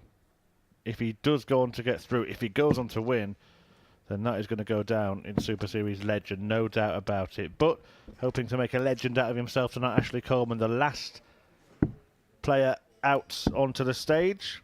Thank you, ladies and gentlemen. First leg, Daniel Prince of Darkness hoping to illuminate the live lounge here in Portsmouth. But Daniel Larson, well, he's already done that to some extent, getting a good win over Tom Sykes, and that means a victory here. Or, as Henry said, just 3 legs, in fact, would get him through to the semi-finals. 59. And they are a pair of players that did cross paths in Group A earlier this week. Coleman 41. went down 4-3 to Larson on Monday. Went down 4-0 to Larson on Wednesday. And when the pair went head-to-head on the final 59 time this week, or before finals night, Ashley Coleman finally got a win. Do those previous meetings, particularly when they're so recent, Keegan, do they stick in the mind of players? Yeah, definitely. There's one thing with dart players, it's when you tend to forget the victories, but you remember the defeats more. When you're playing them multiple times in a week, yeah, you do you remember how the other person played so well to beat you. But yeah, I think obviously here in Daniel's case, I think he just want to get up there and like he did. You know, he did such a good job playing Tom Sykes in the second game this evening, and he just wants to keep the momentum going because 95. he probably doesn't want to undo the good work that he did in the second match tonight. Well, Victor Tingstrom will certainly remember that 170. He just had it against him for quite a long time, won't he? Have to say, he was excellent, wasn't he? So sporting in the way he received that. Are we going to see another big finish to kick off the next game? Well, not this one, but there is a 150 in prospect here for Coleman. 118. That's the 150. If he goes 3 balls, I think we should just go home. But never mind. Looking at double 15. And he does. From the first leg. What's Ashley happening Coleman. tonight? 170 to end the last match, 150 to start this one. Through first. Game on.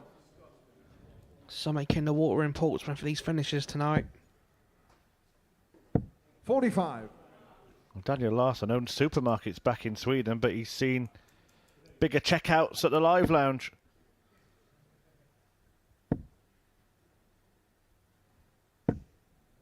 $140.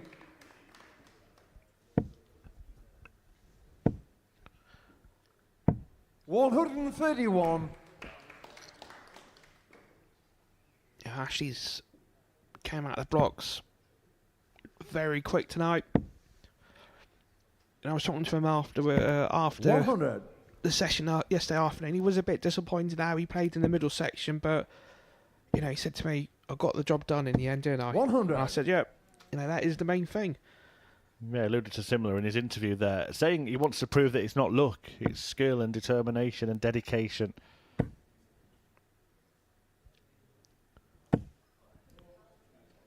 $140. I think that's one thing every dart player's got in common with each other is stubbornness, because we just want to win. You know, there's no 95. Daniel Carr, 121. You know, there isn't no luck, unfortunately. You know, it does take hours, you know, to perfect. And it is stubborn not to give in. But Daniel, we're looking at the ball for another ton plus checkout. 71. Think it came out of the 25. Ashley Carr, 130. But Ashley Coleman can really rub some salt in the wound here, particularly if he does it on the bull himself. He'll have to now. He won't get the chance. But it shows 90. he could have hit it. Daniel Carr, 50. So Daniel, we're probably looking at 10 for tops. Top shot. And he does. On the second leg. Daniel So Larson. that means Ashley Coleman cannot confirm his qualification in this match. It will go down to his final game against Tom Sykes. But he can put himself in a very good position. Game on. Daniel Larson, though, of course, is now 2 legs away from securing his semi-final spot.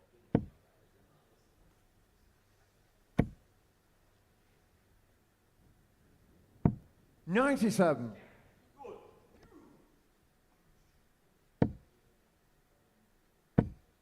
You know, I'm a fan of 100. how Ashley starts sit perfectly in the board and how he makes it look so effortless at times. 45.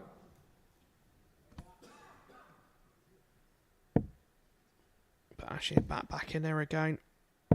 97.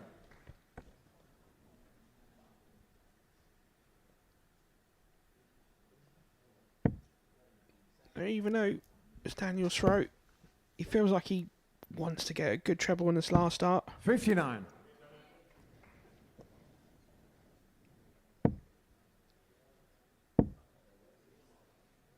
$81. Well, it appears to be a Ashley Coleman fan. He's got the merchandise, wearing the shirt. 100. He has got a big following, hasn't he, Ashley Coleman, Keegan? He has. 47.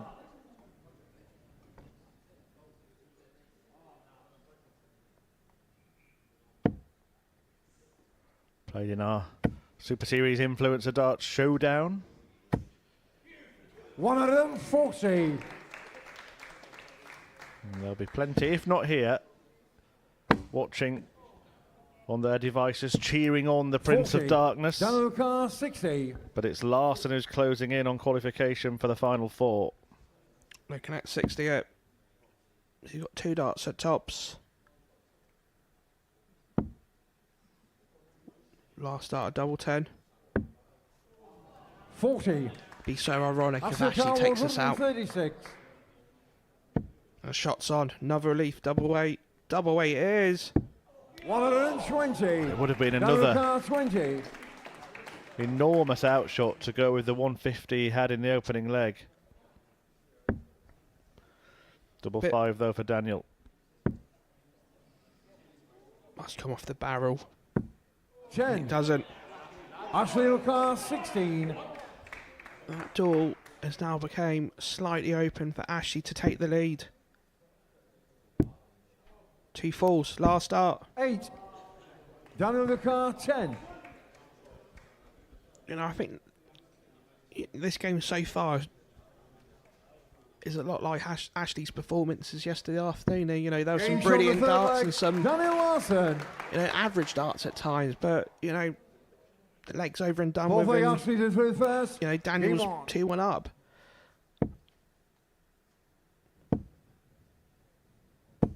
$60.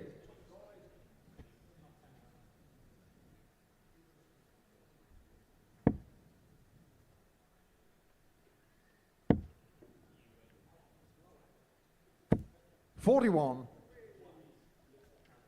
Can Ash take advantage of Daniel's 41 in the previous? And he does. 134.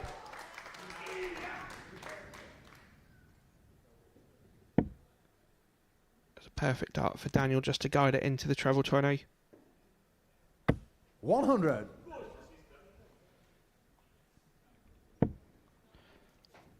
Everybody wants a selfie at the Super Series. 45.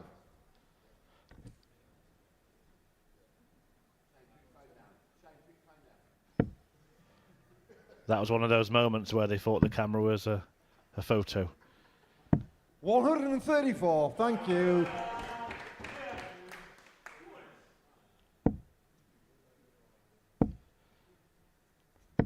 $92. What pressure can Daniel put on Ashley's thrower? Well, the story of the night so far has been stolen by a 170 finish. 41. Can Ashley Coleman add another? Ashley Carr 170. He's taken out a 150. He's threatened a 136. How about the big one? Not on this occasion. 57.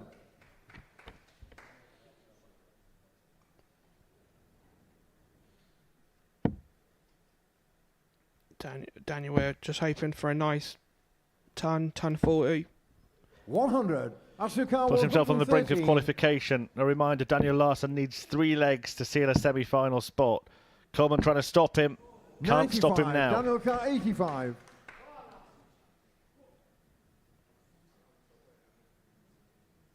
On Monday, he had a chance to qualify. Missed starts to do so. Again last night.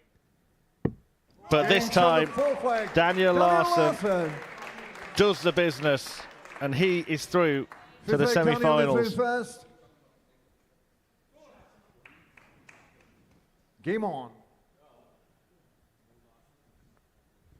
You know, Daniel, even though he's qualified, he's now just hoping get this leg all sewn up, and you know the pressure's firmly back on both Ashley and Tom Sykes. 140. Yeah, if he wins this, that'll be a straight shootout between those two. For Victor 46. Tingstrom and Colin Osborne next. Daniel's going the right way about it. Yeah, Tingstrom and Osborne. 121. It's effectively a shootout. Apart from if it's 4-3 to Tingstrom, then we'll get 100. that 9-dart shootout that you wanted, Keegan. Yeah, we don't want no 9 darts, we just want the 9 dart shootout. Well, in that you could get 3 180s, couldn't you? You could get a player doing that. 9 perfect darts. 85. Don't ask for much, do we? No, definitely not. 120. Daniel Carr 155. So, Daniel, sorry. To seal it. He's got 155. He's going to take it out. Sadly not, and this time, looking at 90. 83. Yeah, he's looked cool, calm and collected tonight. Daniel Larson, a 4-2 win against Tom Sykes, followed by what looks like a 4-1 win 65. Daniel Carr, against 72. Ashley Coleman. So 72, looking at 48, and he does. So it's double 12 to wrap it up. 2 sixes. 60. Can Coleman save his skin with a 170? We've been here before. 98. Daniel Carr, 12.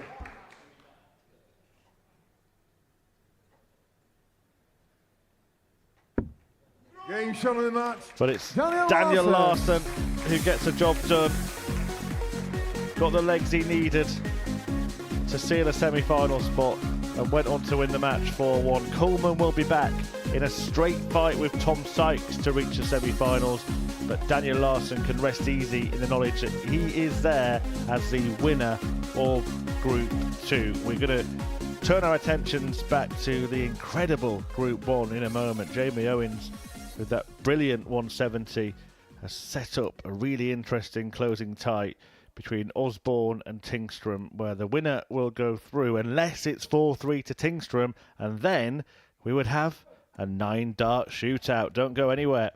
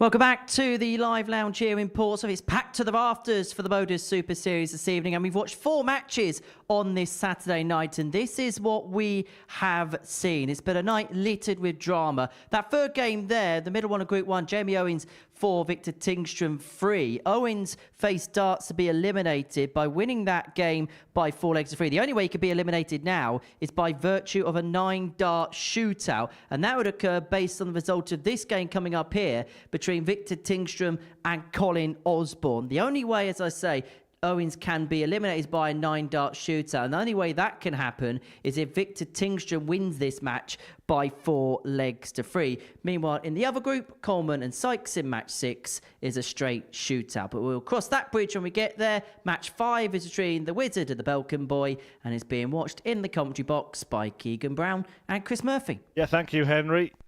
Well explained. Effectively two straight shootouts, apart from that caveat which could set up a 3-way shootout, as Henry described there. A win for Tingstrom of any other scoreline, apart from 4-3, would put him through, and a win for Colin Osborne would put him through. It would put him through as the group winner, and he'd return to play in the first semi-final after Coleman and Sykes have their straight fight to see who will join Daniel Larson. So 4-3 is a scoreline to watch for to Victor Tingstrom if you want some real darting drama tonight. Keegan Brown alongside me. I know he's up for that, but based on what you've seen so far, what do you think the most likely outcome of this contest is, Game Keegan? on. Let's be honest, full free. No, it's hard because... Thank you. To be fair to Victor, he didn't do a lot wrong against Jamie, and, Jamie showed the minerals, as we say, and... 96. He'd just be hoping just to get a win. Just a win will do him in any favours. And, once again, you still can't write off the experience of Colin Osborne. Yeah, even though it was 84. 4-3, I just felt Osborne, not just tonight, but all week, has looked like he's played with a certain level of comfort. Just looks really sure of himself, relaxed. 140. He's played really good stuff in the past here at the Super Series, but I think we're getting the best version of him this week. Yeah, definitely, for sure.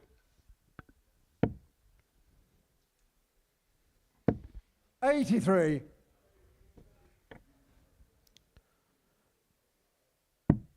Victor, he probably just wants to settle down with the 95. cord throw. And so far, it looks like he'd be holding thrown on his leg. Well, wouldn't this be ironic after what happened to him in the previous match, his previous match, when he would have been through, but for a 170 hit 81. against him in the last Victor leg decided by 170. Jamie Owens. That would be ironic.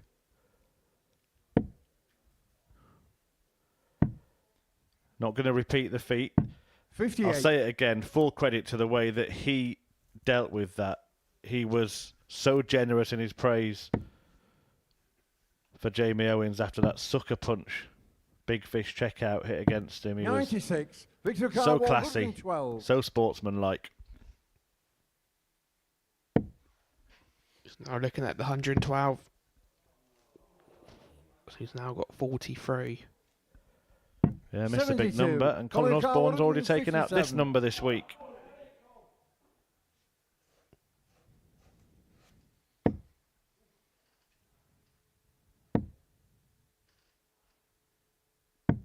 $49.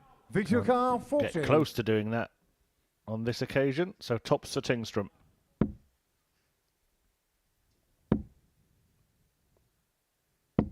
$20. Colin Carr, 108. So Colin with the outside chance with the 108.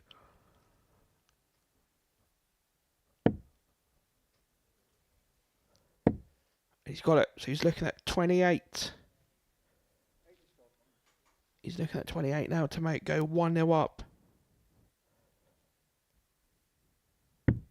80. Victor Carr, 20.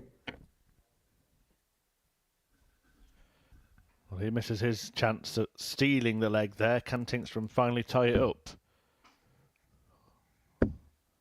5 darts go begging. Game shot on the Finally, first leg. he lands a Victor double. Tingstrom. Ladies and gentlemen, could you please give the best of order while they're actually throwing hockey on the mark?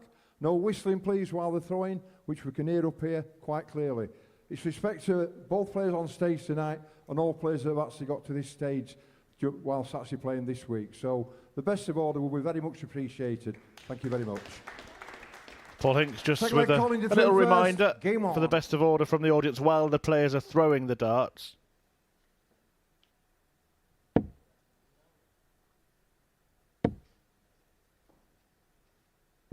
$81.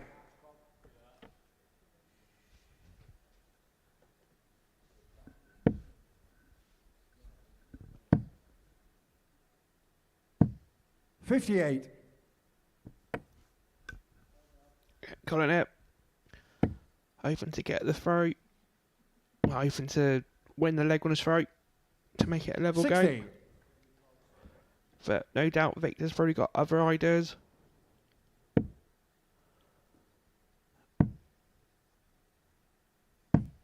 $86.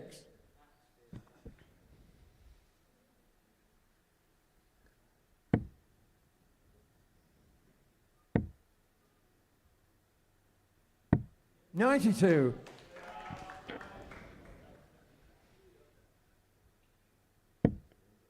I feel like this, we're only in the second leg, but it feels quite a nervy affair compared to both of the 100. first matches tonight. Colin's on 268. Be hoping to leave a finish. So we're looking at treble 20 to leave 170. 53. Victor now.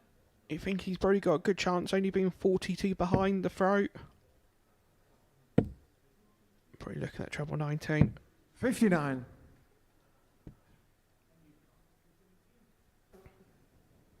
It's like we alluded to earlier, was when you get two players almost trying to gift the match to the other opponent, you know, they get a bit... 55. It does get a bit nervous, because both players know they have to win to block the other.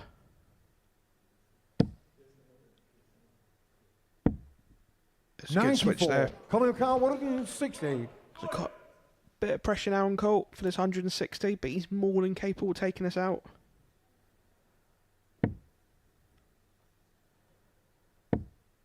Just wants to keep this handy.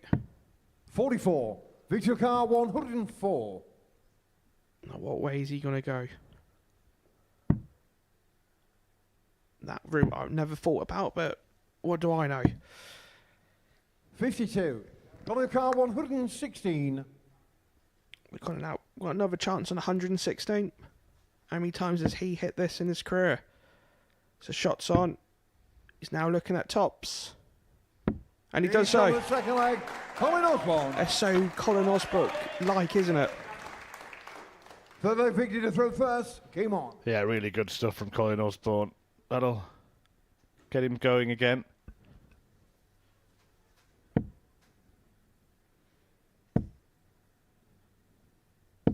$100. I just think that sometimes when situations like that happen, when the crowd are spoken to, it can flatten the atmosphere for both players on the stage as well. 140. If you ever do come here to the Live Lounge in Portsmouth, we always want everyone to enjoy themselves and cheer 96. for big scores and big finishes, of course. It's just when the players are throwing, best of order is required.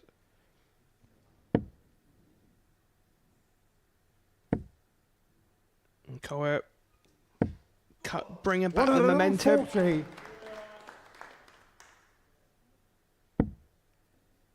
Victoria looking at for two treble 20s. 58. So Colt, he's now got the momentum, I feel, in this third leg. And he'd be hoping to snatch it. So probably 100. That's a good dart. You know, one thing I've noticed with Colin's darts, he's using what you call like a dimplex flight. I've noticed that it's actually easier for him to crash into the dart for the flights to be less supportive as such. So obviously it's working for him at the moment. She's looking at 106. It's 46. He's got a bounty lever. 81. And he has. He's Victor left tops. 150. Probably looking. He does goes for the 19s first.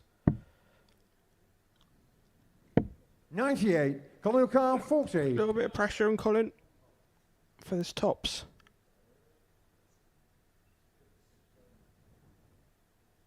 And he does. Sinks it at one dart for a 13 dart break of throat against Victor's. Fourth leg, Colin to throw first. Game on. I don't know about you, Chris, but I always feel Colin, I don't think I've ever seen him look stressed on the hockey before. Yeah, it's that happy-go-lucky attitude he has to the game. You win some, you lose some. Good attitude to have, just backs his own ability.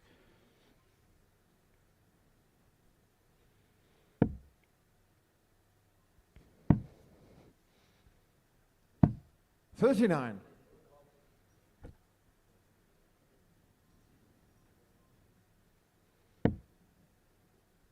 What would Colin do for a max? Or even a 140, just to accelerate in this full flag.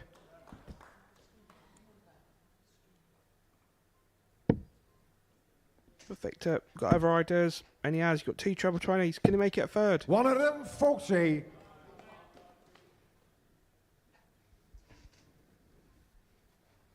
I don't know about you, Christy. You know, do you think the 170 might have knocked the 85. stuffing out of Victor here? Yeah, it's difficult to bounce back from that, but it's pretty much quarterfinals, semi-finals, final now, isn't it? 140. That's what most dart players are used to.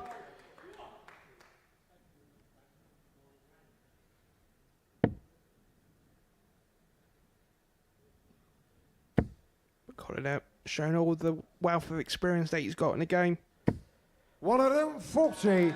Knows he's got to be the first one to a potential finish of this leg. 140. It's good darts from Victor, back-to-back 140s. But Colin, looking at the 116, is he looking at 19s or 20s? There's 54 left. He's probably looking at a big 14 to leave tops. And he 76. does. Victor Carr, 42. So there's a good chance for Victor to break the throw. And for a level pegging game at 2-2. So he's looking at double 16. 26. Colin Carr, 40. Colin knows how important these darts are at the moment. And he Game does. shot of the fourth leg. Sinks it for a Colin 16 Osborne. dart of that. And that leaves Victor Tingstrom tiptoeing Victor to throw first. on the Game on. trap door. No margin now for error. Tingstrom must win the next 3 legs of this match. He will have the darts in 2 of them. If he does, he won't be through. 99. But he will set up a 9-dart shootout to have the chance to go through. For anyone wondering what that is, it's happened on a couple of occasions before at the Super Series. I think 3 times before. 59. And all 3 players in that group, having all won one match 4-3, could not be separated by any metric, so would return to the stage, Osborne, Owens and Tingstrom, 134. and throw 9 darts, and the 2 players who scored the most would go through. In fact, in one of those previous 9-dart shootouts, after 9 darts, 2 of the players had scored exactly the 22. same, so it became a 12-dart shootout for those 2. Was that the one with... Was it with Tony, Chris and Richie? 171. Yeah, and Richie could have gone for the ball with his last dart and didn't. Tony and Chris, that's Tony O'Shea, Chris Mason and Richie House, and O'Shea and Mason ended up playing the final that night, the night that Chris 83. Mason Victor famously Carr, won. 97. So Victor, by winning 3 legs, can make that happen. If he doesn't, then Colin Osborne will go through, along with Jamie Owens. 57. I think Owens in the back room, after all the drama he's already had, would prefer that.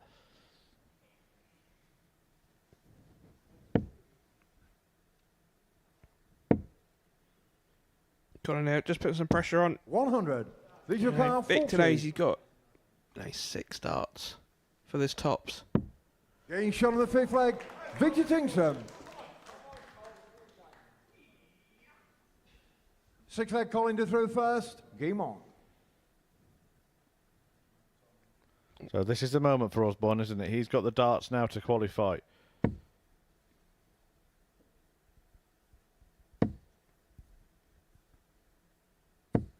100. What would Colin do for a 15 dart holder throw to win the match? 100.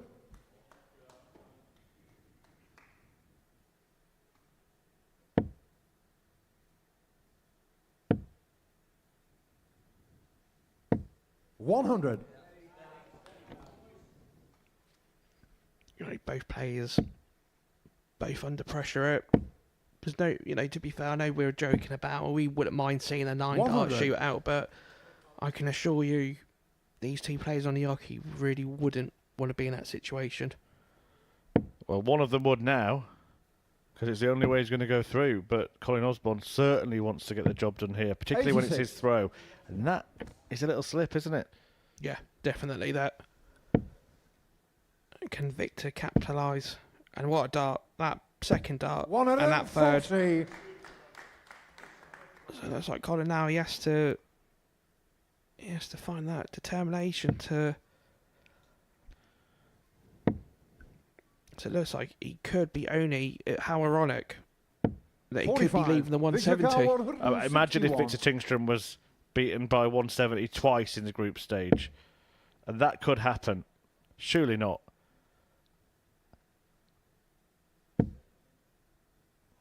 So Tingstrom 57. was on the verge of qualification when Jamie Owens took out a 170 against him. Now he could be knocked out by one from Colin Osborne.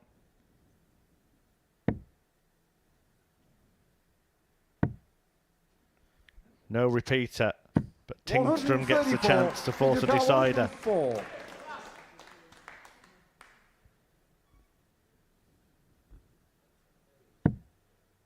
He's looking at treble 19. 66 left. Yeah, good dart. But it might be his last dart. If Osborne hits this, he goes through. Tingstrom goes crashing out. And that is the outcome. No 9-dart shootout. The Wizard is through. He takes Jamie Owens with him, and that 170 table turner against Tingstrom in his previous game proved to do the damage in the end. These are two Northeast natives that are dancing through to the semi-finals at the Super Series from Group 1. Colin Osborne and Jamie Owens. You have to feel a little bit for Victor Tingstrom, but the victory goes to Osborne, and we will complete the semi-final lineup when we return. A straight fight between Ashley Coleman and Tom Sykes.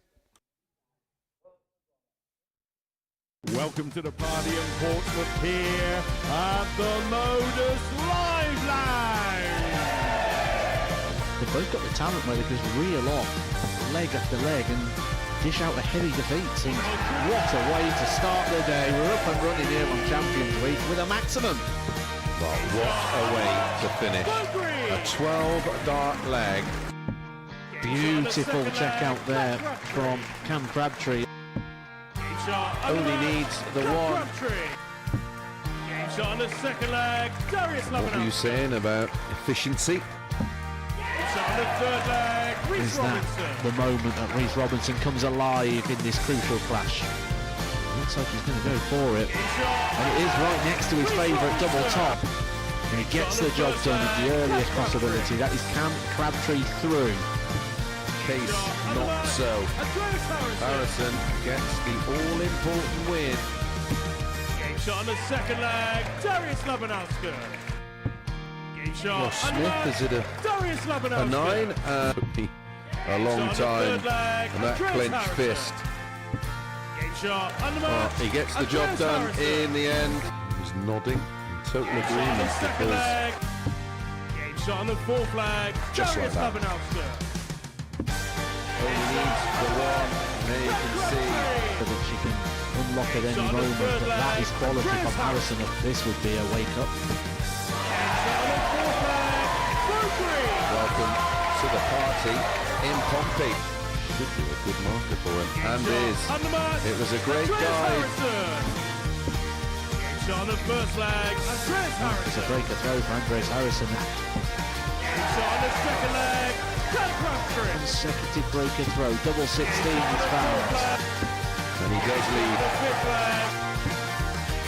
It's not an 11, but it's a beautiful 12, treble 17, which he gets. Bullseye for the win. Absolutely incredible by Andreas Harrison. He's Andreas Dirty Harrison!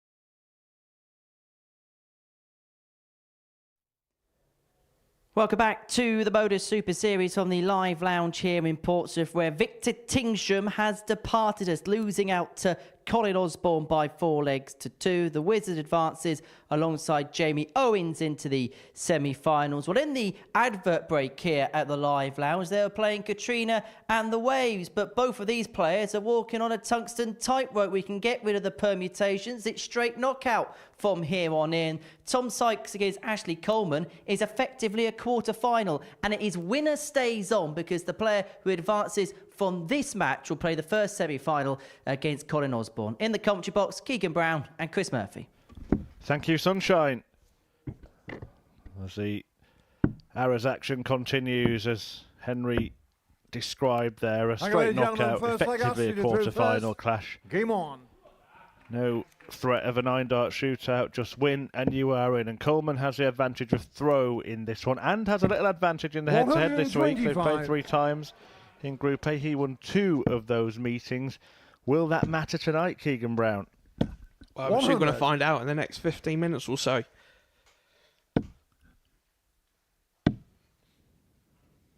58. You know, watching these two in the, obviously, Group B and C yesterday, I think, you know, the main difference between both of them is, you know, as it proves there, is Tom's power scoring. Yeah, good time to make that point.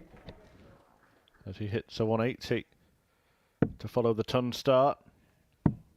It's a game where it'll rattle along this, isn't 96. It? Really good pace. Yeah, it's easy on the eye, isn't it? 95, Tom McCarwood, 25. May start on the ball. Now, 25. And another ball. But where can he hit it from? 94. Couldn't hit it. Asukar, 83. So Asher looking at double 16 to wrap up the first leg. 51. Tom McCar, 31. So it's 2 8s. Game shown the first leg, Tom Sykes. Team Sykes leg, Tom, applauding first. that Game break on. of throw, and now suddenly the advantage turns to Tom.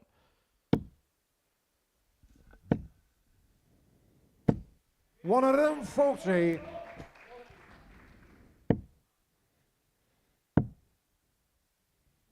$58.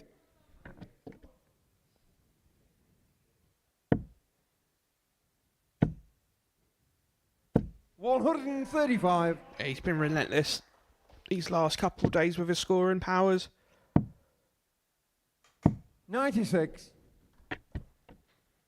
To be fair to Tom, he's probably feeling, you know, a bit unlucky not to win. Have a good opportunity in that second match this evening, but look, he's putting them all away at the moment, and you know, fair play to him. Tom McCar, 46. Yeah, this is stunning so far from Tom Sykes. After that disappointing defeat to Daniel Larson, he has come racing out of the blocks like a greyhound. And it's an absolutely sensational start Game on. to this tight. Look at those numbers. 100. To be fair to Ashley, he's not done a lot wrong in these last 2 legs. But Tom, he just looks so focused, doesn't he? 108. Doing everything right. No, I don't want to jinx it, but I did say to Henry, I've got a funny feeling Tom might hit 140. over the 120 mark tonight.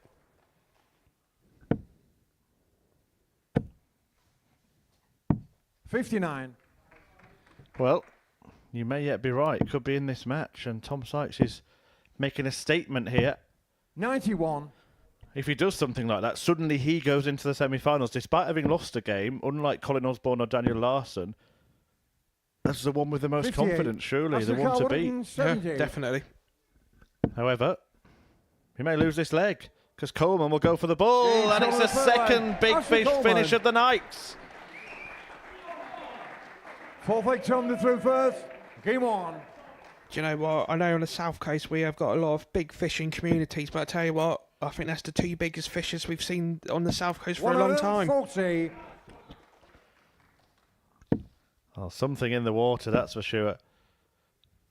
42.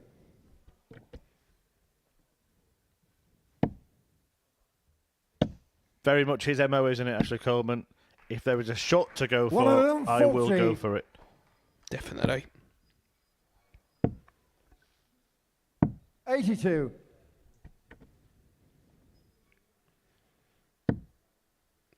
We are being treated to a good night of darts 85. so far in Portsmouth this evening.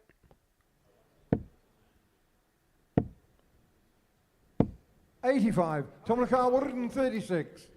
136 for Sykes to get in on the act in terms of the big checkouts. Not going to happen, but he can leave himself well placed on tops. 96.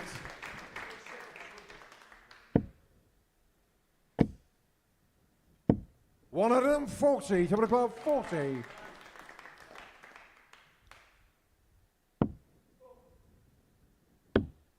Game shown on the fourth leg. Tom Sykes. Fifth leg Ashley through first. Game on. Nice calm finish from Tom Sykes in the midst of what has been a brilliant performance from the Yorkshireman. You know, even though Tom's throwing at 110 average, he's probably thinking after the second match this evening when he played down, he lost with a 98. Well, Coleman's not doing much wrong, is he? He's averaging 95 himself. 123. And a little bit of VAT on that. And had a 170 checkout. 58. You can't do too much, can you? When, you know, you've got an opponent that is literally throwing the kitchen sink at you. 30. It's the Sykes here. He's going to go back up to the 20s. Try to leave 167. 99. What an enjoyable evening of arrows it's been so far, and we will 95. see the business end after this. Colin Osborne will take on the winner of this match in the first semi-final, and it's looking like being Tom Sykes, who's producing an astronomical average, a 171 setup, Tom McCall, 36. and looking at a 4-1 win. Game shown in match. Tom Sykes. Oh yeah, that's fantastic by Tom Sykes. He's congratulated by Ashley Coleman. Who knows, he was on the wrong end of a fabulous performance there by that man Tom Sykes, who makes a statement as he sends himself through to the semis. The average 111.34, 3 maximums in there. The big fish was reeled in by Coleman, but that is just a souvenir of his Saturday night at the Super Series, because the semi-finalists are Colin Osborne, Daniel Larson, Jamie Owens and Tom Sykes, who will be tough to beat if he can keep playing like that.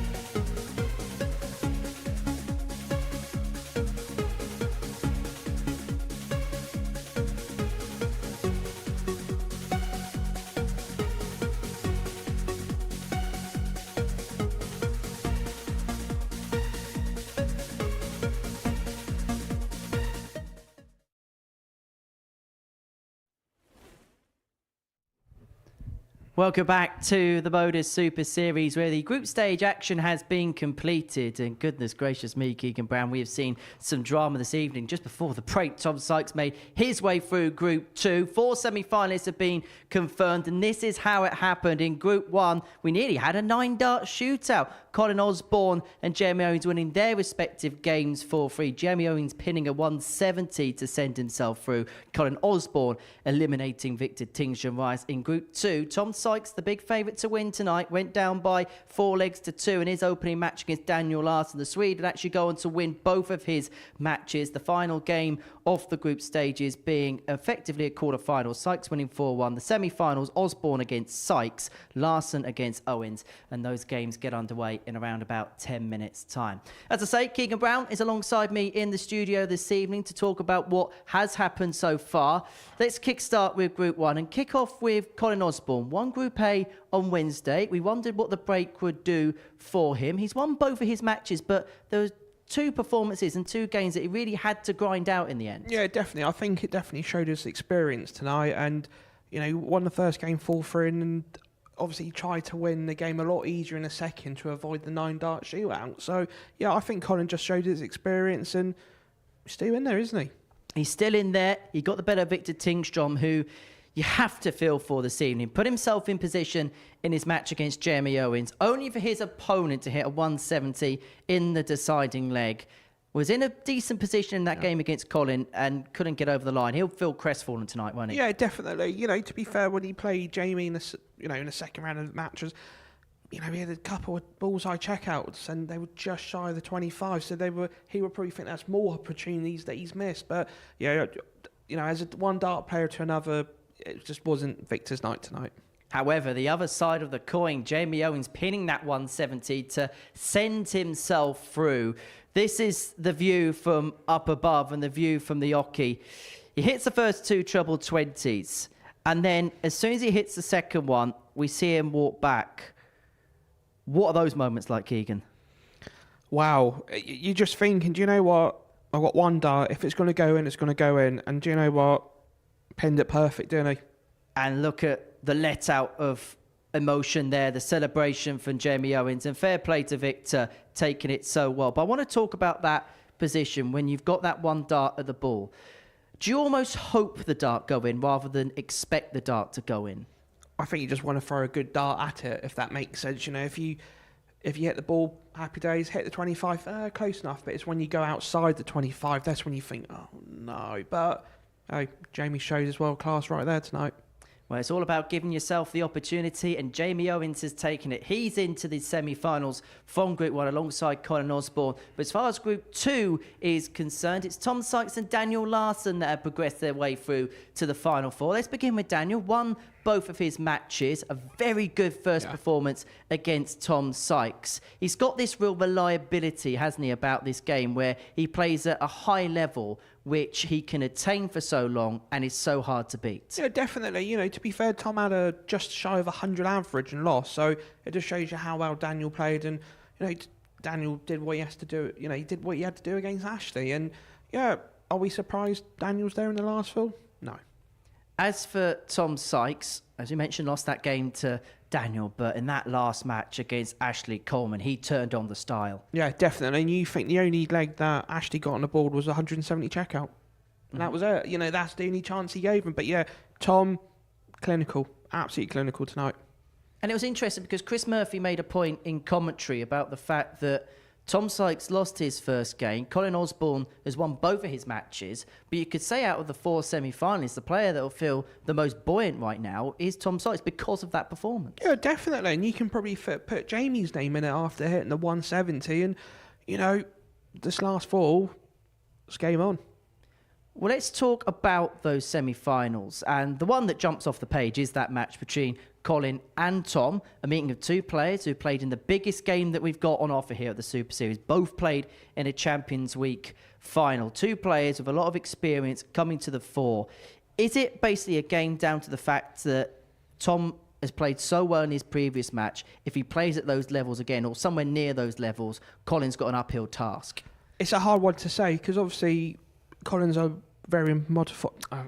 He's not a slow player, but he's not a quick player. and Tom just gets on with it. So I don't know if the tempo of the game could affect it. And is it also difficult because he's come straight off of that performance, played the last game, then he's got to play straight away? Yeah. How difficult is it? Because you've played in environments where you have to come off and come on very quickly. Yeah, definitely. And, Tom would, ideally probably just want to stay on the stage. But, he's got a good, 5-minute break now. And to get back up there where Colin's already had a 20-minute chill as such.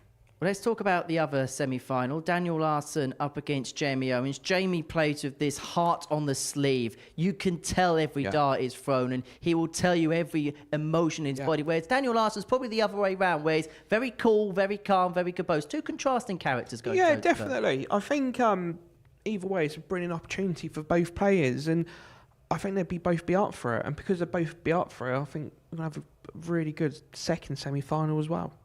Well, by the end of play tonight, we'll be halfway through the series. These are the players that have already booked their ticket through to Championship. We have a former champion in Andreas Harrison already there looking to win a second title and join Luke Littler in that particular club. Darius Labanauskas won all the way back in week 1. Andy Hamilton, Kai Gottard and Paul Hogan are also there. When you look at that field so far, Keegan, there's such an intriguing mix. You've got Andreas, who has won a series previously, Andy Hamilton and Paul Hogan, who are so experienced. And then you've got players like Kai Gottard and Darius Labanauskas, who are playing at the peak of their powers right now. Yeah, definitely. And, like we alluded to earlier in the commentary, the ADC in Europe are working, and that's why we're having, fantastic, strong fields, in darts. And there's no easy games anymore at the Modus. And very quickly, semi-final number 1, who do you think wins? Oh, I don't know. It's going to go 4-2 to someone. I don't know. I want to say Tom, but you can't knock Colin's experience. Keegan Brown, get off that fence. I think my heart says Tom. Brain says Colin. We're not getting an answer right. No, Keegan, thank you very much for now. It's time for our semi-finals here at the Live Lounge, and it kicks off with 2 former grand finalists going toe-to-toe. It's Colin Osborne up against Tom Sykes.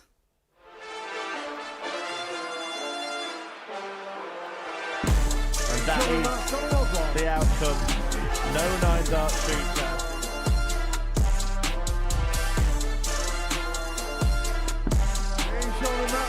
Oh yeah, that's fantastic.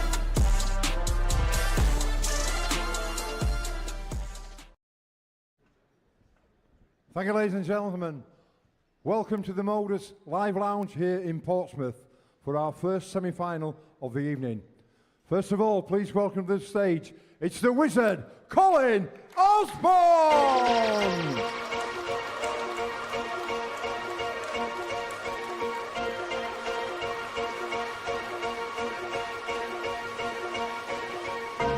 I am number 1, not number 2.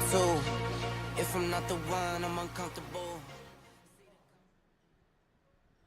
Thank you, ladies and gentlemen.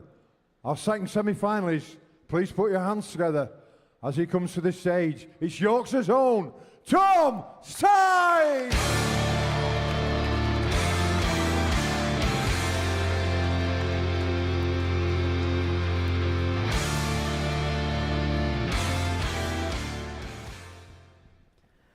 One of the stars of 2024 here at the Modus Super Series up against an all-time legend. This has a heavyweight blockbuster feel, this first semi-final, as Colin Osborne and Tom Sykes go toe-to-toe. Watching this one in the commentary box, Keegan Brown has made the trip to join Chris Murphy. Yeah, we'll try and get Keegan off the fence at some point in this game, but it is a difficult one to call, I'll give him that, because, as mentioned, both of these players have been winners on this Super Series stage on a couple of occasions, and of course have both been to the grand final, the Champions Night final. Tom Sykes was the Series 6 runner-up, and the man from Castleford is hoping to do even better. And when he lost that final on that occasion to Scott Taylor, and Colin Osborne. Okay, ladies and gentlemen, first leg, Colin to through first. Well, he game on. Was runner-up way back in 2023. And Keegan Brown has made his way back. Keegan, experience is with Colin Osborne, but Tom 95. Sykes is becoming pretty used to performing on this stage, as we saw in his previous match. What a stunning showing that was. Yeah, 100% that.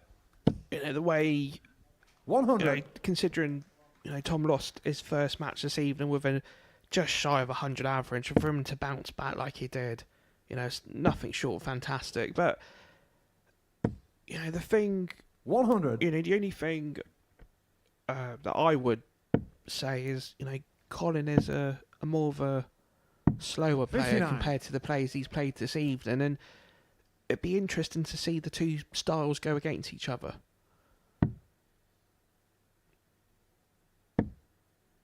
Because, like we said before, when you get two 21. rhythm players playing each other, it's the match is done within minutes, isn't it? But you're just having that extra time to think in between throws. But the commentator's curse strikes straight away, doesn't it, for Tom? And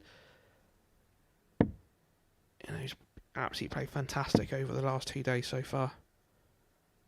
97.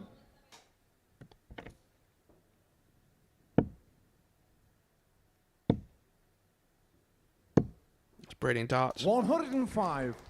To leave 57 after 12 on your opponent's throat. Colin out open just to put some pressure on the 57. So that's 6 scored. So he's probably looking at the 18s. 9. That's unlucky. Tom McCarr, 57. So Tom now 17 for tops. 17. Looking like he wants to carry on where he left off.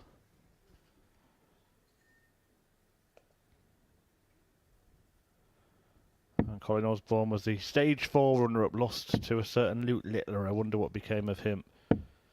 26. Tom McCarr, 40. So tops for Tom. Brilliant marker. Oh, he can't get any closer, can he? 20. Colin McCarr, 153. Oh, Colin's got an outside chance at 153. Well, it's been an evening of big finishers. The biggest finishers, in fact. Ashley Coleman's parting shot was a 170. 59. Tom McCarr, 20. Jamie Owens stayed in with the big fish, but Tom Sykes looking for a simple double 10 here.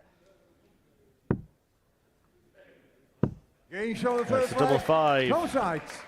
to take the lead with a breaker throw as well. Second leg, Tom to through first. Game on.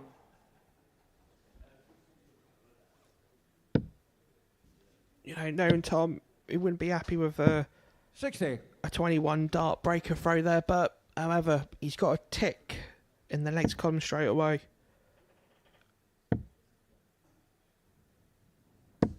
$95.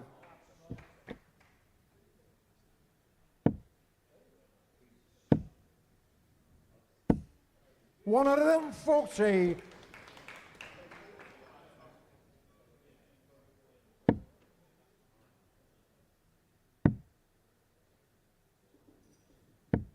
$99. Good recovery for Colin there. Tom's perfect for 180 there. Bang on cue. Yeah, Osborne could run into one here. He has not performed at all in the semi-final so far, the Wizard. 140. Even that, 140, his first of it, the first 2 treble visit for Colin Osborne. Might amount to nothing because double 14 sees Sykes clean up the 1-2-1. Third leg, Colin to through first. Game on.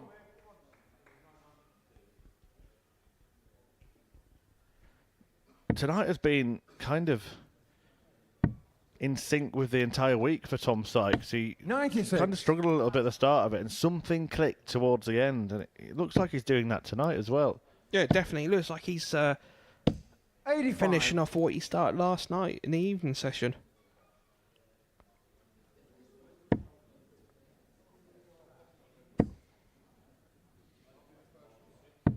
$59. Tom's hoping to capitalise, and he is so. 137.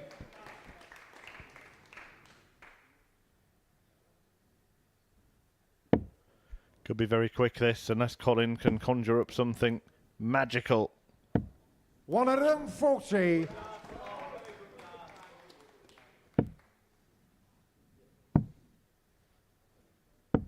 $57.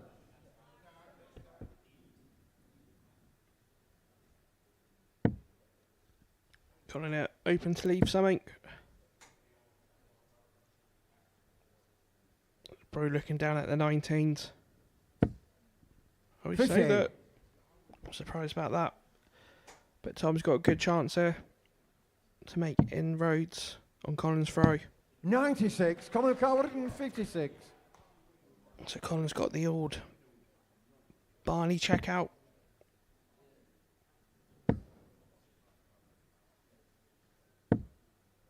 $55. Tommy Carl, 126. So Tom looking at the 19s first. There's 88 left, and he's 86. left tops. Tommy Carl, 101. So pressure on Colt to take out the 101. Yeah, has to go. No doubt about it. Has to find a treble 19. He has. And he has to find a double 12.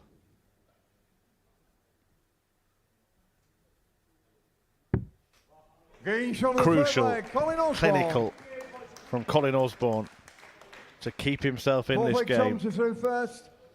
Game on. Yeah, that sends a little message to Tom, saying Colin isn't producing the white flag just yet. 100.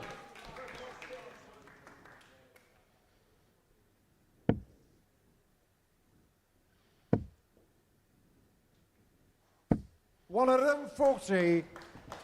Could the 101 be the catalyst? 100.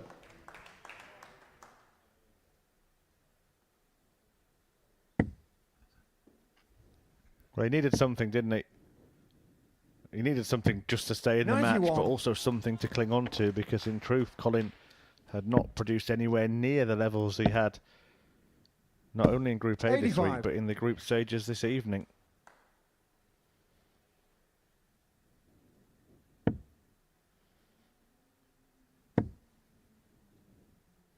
What Cordy for a treble 20 in the last start, 100. and he does perfect. Are we going to potentially see our third 170 of the evening? 140. Had one from Jamie Owens. We've had one from Ashley Coleman. Osborne won't add his name to the roll of honour. 58. Tom McCarr, 76.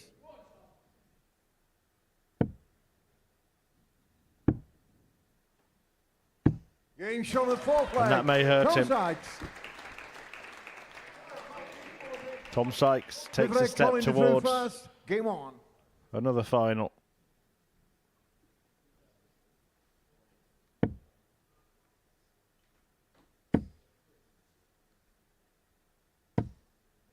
$85.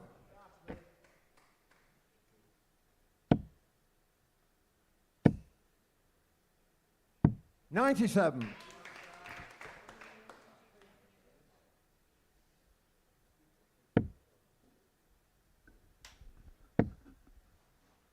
Colin's not giving in. 100. Like a 100 thrown that. But Thomas would definitely have other ideas. 100.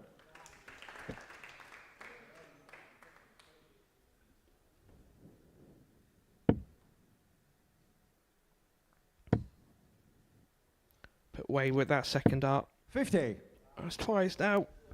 He's had a couple of darts either side of the trebles. But Tom, looking at the 180, and he does. Bang on cue. Yeah, he sets up a match-winning opportunity, a final reaching opportunity. Tom Sykes, who remember had that disappointment in his opening game of the evening, losing out to Daniel Larson, has bounced back in some style tonight.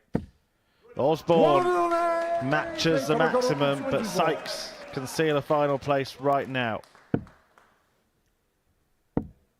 Looking at the ball. 99. Colin McCart, 86. Well, Osborne has to hit. He's in that position again. Took out the 101 when he needed to. Can he do the same with the 86?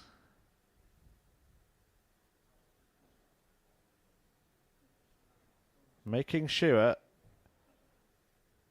that he takes care with this start. Did not even consider the treble. Bullseye. 61. Dominica 25.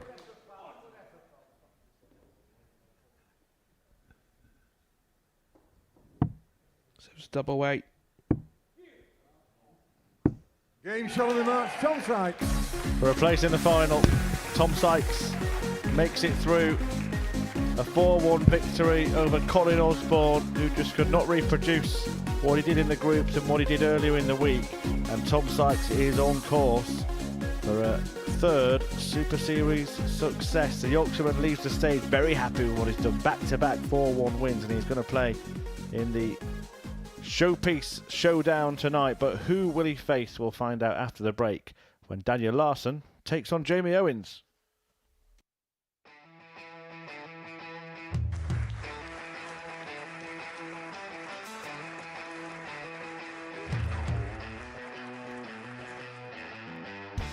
Hang on a minute. Wow! Oh my God! Well, that's £100 down the drain already. Itching to hit the 180. He's gone for the maximum.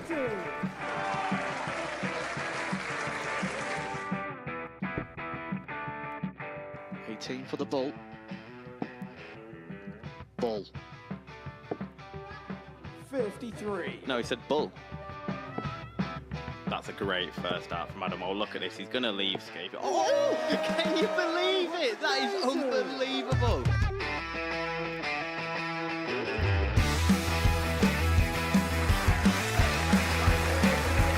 Yeah, match starts to put his team into the final. And through to the final they go. Charlie Murphy has hit the match-winning dart on both occasions. Double 4 for the title. Game shot out the match.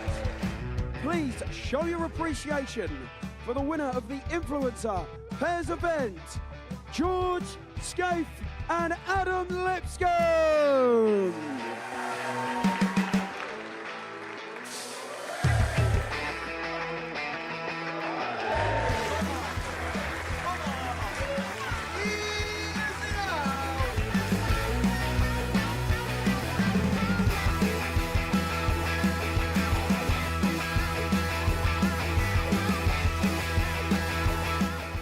He seems to be out. That's what he is. Charlie Murphy. A couple more visits yet. We're not going to need that. Bosh. Pie Face is through. And he is absolutely buzzing. It was a game that Pie Face dominated throughout.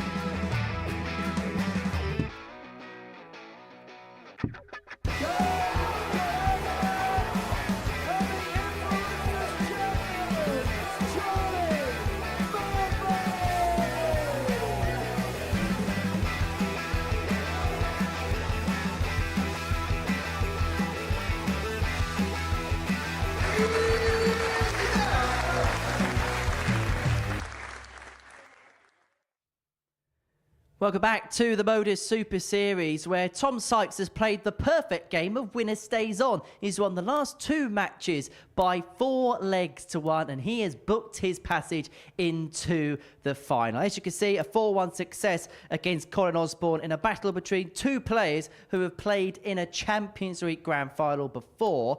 Next up, opportunity knocks for Daniel Larson and Jamie Owens. They go toe-to-toe in our second semi-final. Larson on debut this week. The Swedes looking to become the 3rd player from his nation to go on and win a week here at the Live Lounge in Port. So up against Jamie Owens, the part-time semi-professional footballer turned dart star who is looking to win the big jackpot this evening. It's game on in semi-final 2.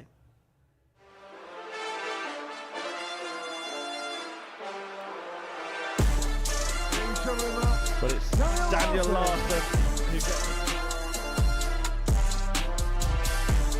the drum roll finishes, and the target is hit. What a moment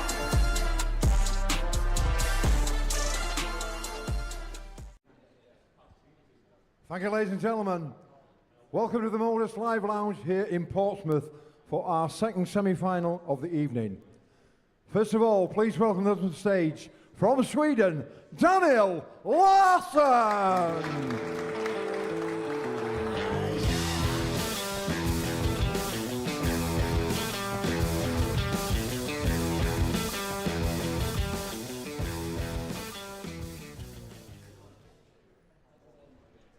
And please welcome to this stage Daniel's opponent this evening, Jamie Owens!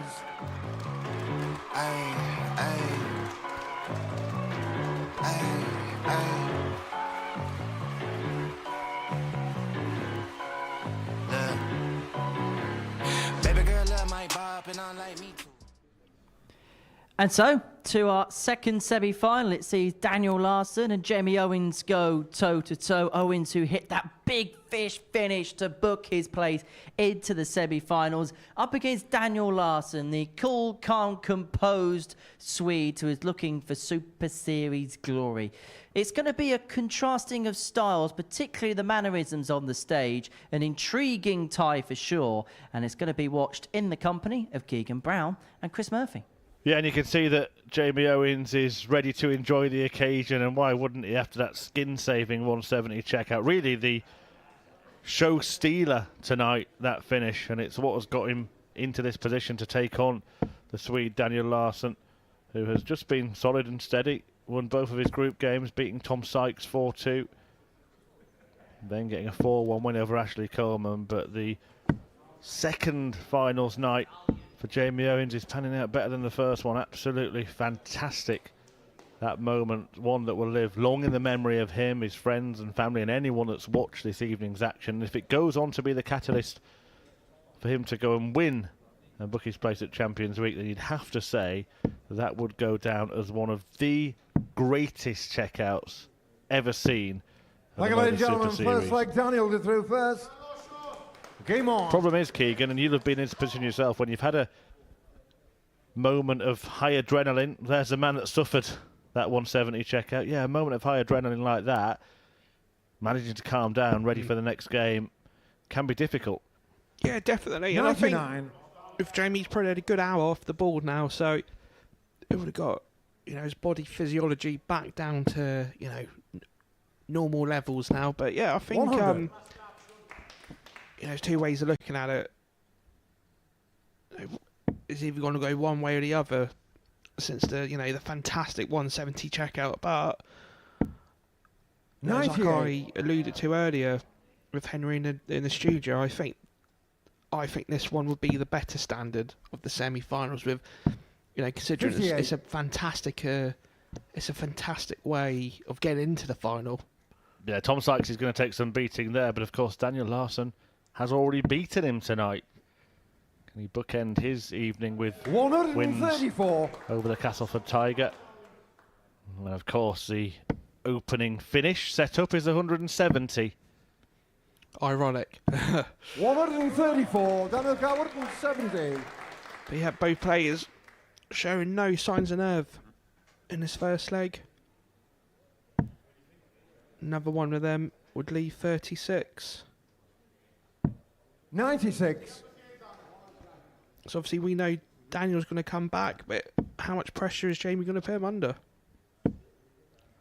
He's got his fan club 60. in the audience Daniel tonight. 74. Jamie Owens living and breathing every dart with him and every dart against him. All holding the breath now as Larson takes aim at double 16. Getting shown in the first leg, Daniel Larson. Second leg, Jamie to through first. Game on. For a one-leg lead. It's a solid start there from the Swede. 15 dart holder throw. But the T-side man's not going to give in that easily, is he?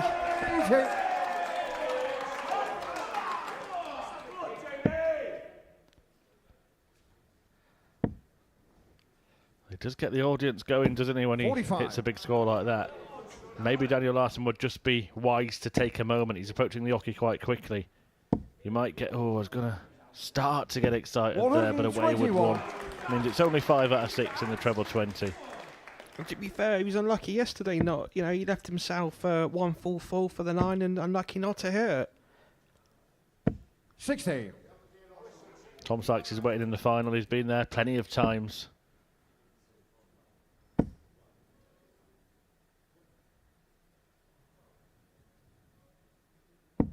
$58. Neither of these players have made it to the big match. Of course, Daniel Larson hasn't had the opportunity to do so until this week.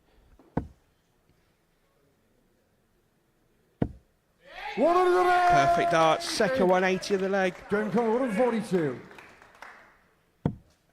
Looking at another 51 for tops. So 74 left. He's either going to go for the treble 14 to leave 32. 82.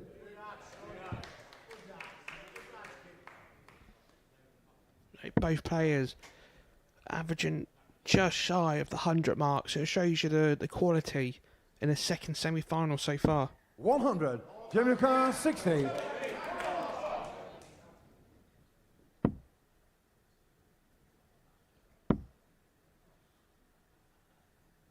Yeah, nicely done. Finds the filling in the sandwich there, Jamie Owens.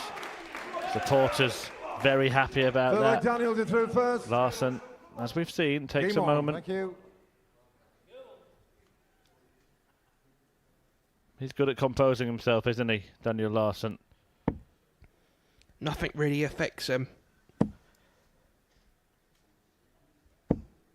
But then, 81. You know, last night when things wasn't really going his way in his last 2 matches, there was a lot of negativity coming out of him. Yeah, Larson got himself a 4-1 victory over that man there, Ashley Coleman, to secure his semi-final spot. And Coleman played well in that 100. game. Yeah. Larson was just too strong, as it turned out. A 4-1 win. 81. Brilliant 85 check out on the ball to secure qualification. That was to get the 3rd leg, which is all he needed in that game to get through.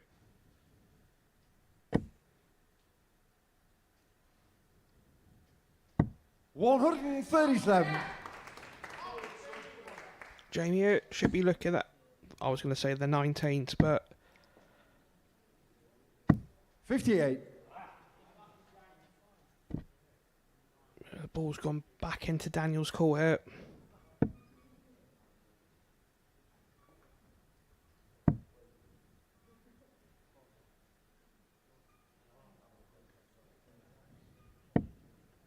$59.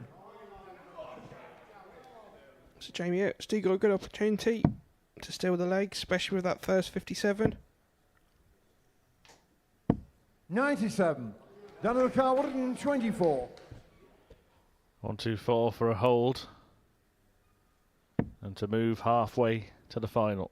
Treble 18. Found. The ball. Oh, he's found that again as well. The 85 in qualifying, and he's got some support from a player no longer in the event. Victor Tingstrom, his fellow Swede, cheering on Larson.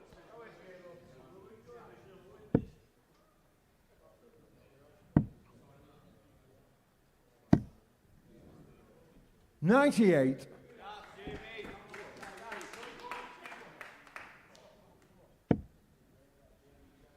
It's a good start there from Daniel. Looking to make inroads. 97. On the Jamie throw.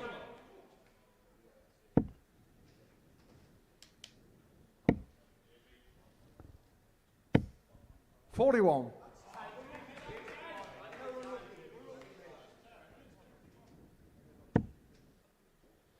Anyway, is he? He's staying out there. 140. Well, Owens is going to have to find something here. Larson is threatening to get away from him. 97. And it's because he's producing a superior performance.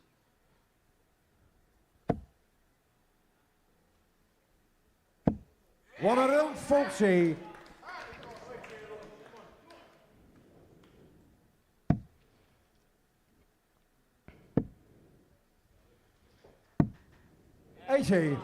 Daniel Carr, 124.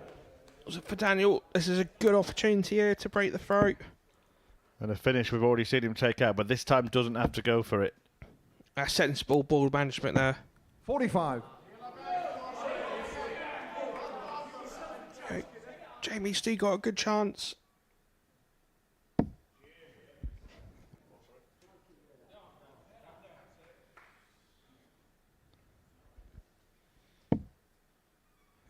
Just seeing that frustration really for the first time tonight 79. spilling over for Jamie Owens. We saw a lot of it during the week, but this is for 3-1 and a break, and Larson will have a vice-like grip on the game if he takes it. Looking at for tops to make it 3-1. He does. Daniel Larson. The Swede with a healthy lead. Fifth leg, Daniel through first. And look at that. That's what it takes to win a leg in a semi-final at the Super Series. 15 darts. You know, and at the moment, Daniel is literally 0.63 of 100 average. So, you know, full credit for Daniel. 140. Looking like he's gonna win it on his throat. Yeah, that 140 takes him back into 3 figures in terms of the averages. He's just been too strong, too solid, peaking 100%. At the right time. And it's setting up for a really appetising final, isn't it? Definitely. You know, if the first game, you know, if it is a Daniel and 57. Tom final, then the first, you know, we was in for a cracker, weren't we? But Jamie would definitely have other ideas. Yeah, and I think both players are playing even better now 100. Than they have at any point.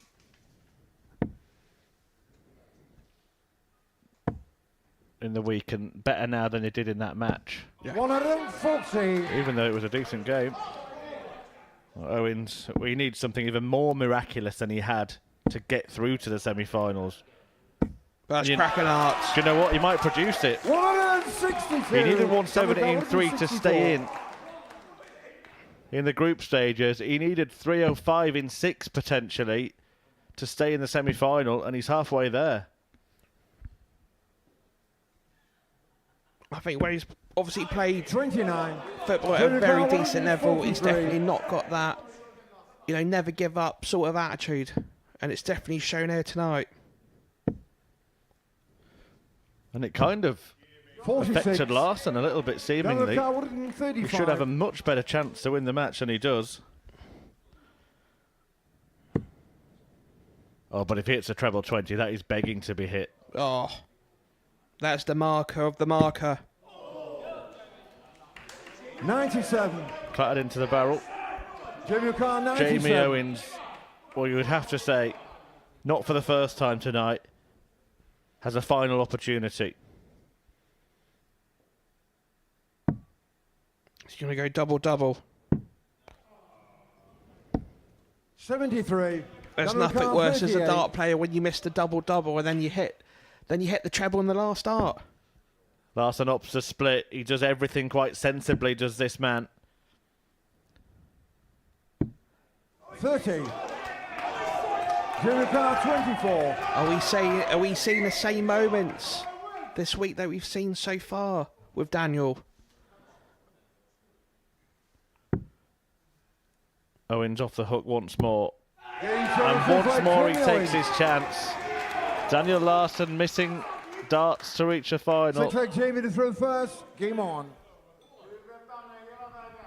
Jamie Owens once again saving his skin.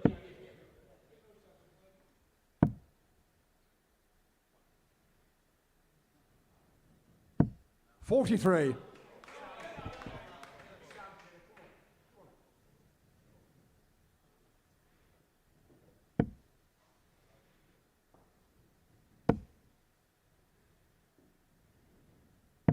$57. How much of an effect will it have on Daniel now he's already missed his chances of getting in the final? He should be back. He should be in the practice room right now, getting ready for the final. 134. But the relentless of Jamie is creating a true story for Modus this week. Really is that tungsten tenacity, that darting defiance, that throwing fight. Will not give in. 43. Daniel Larson's the one who's going to be kicking himself, having missed those match-winning opportunities in that previous leg. Another one would make the leg interesting. 96.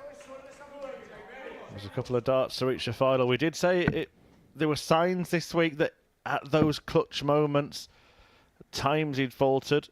No sign of it in the group stages tonight. 43. But in the semi-finals, has Larson opened the door here for Jamie Owens?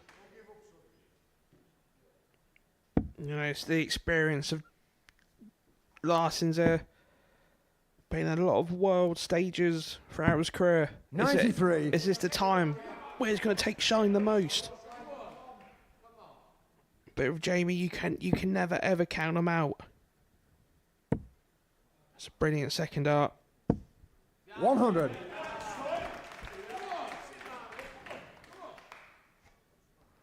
Decent arrows there from Owens, leaving himself on a famous finish. Down here, looking at the 19s. 49. Wow, what a slip. 38. Means 2 visits for Owens. And this game is getting tight. It's getting tense. 98.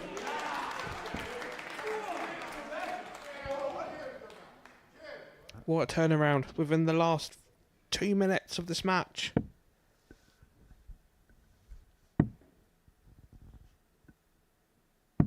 $46. Jamie O'Connor, 40.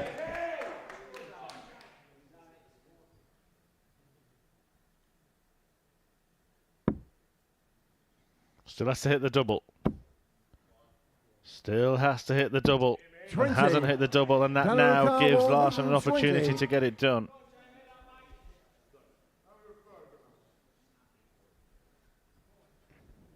So he's looking at Shanghai's on the 20s. Triple 20.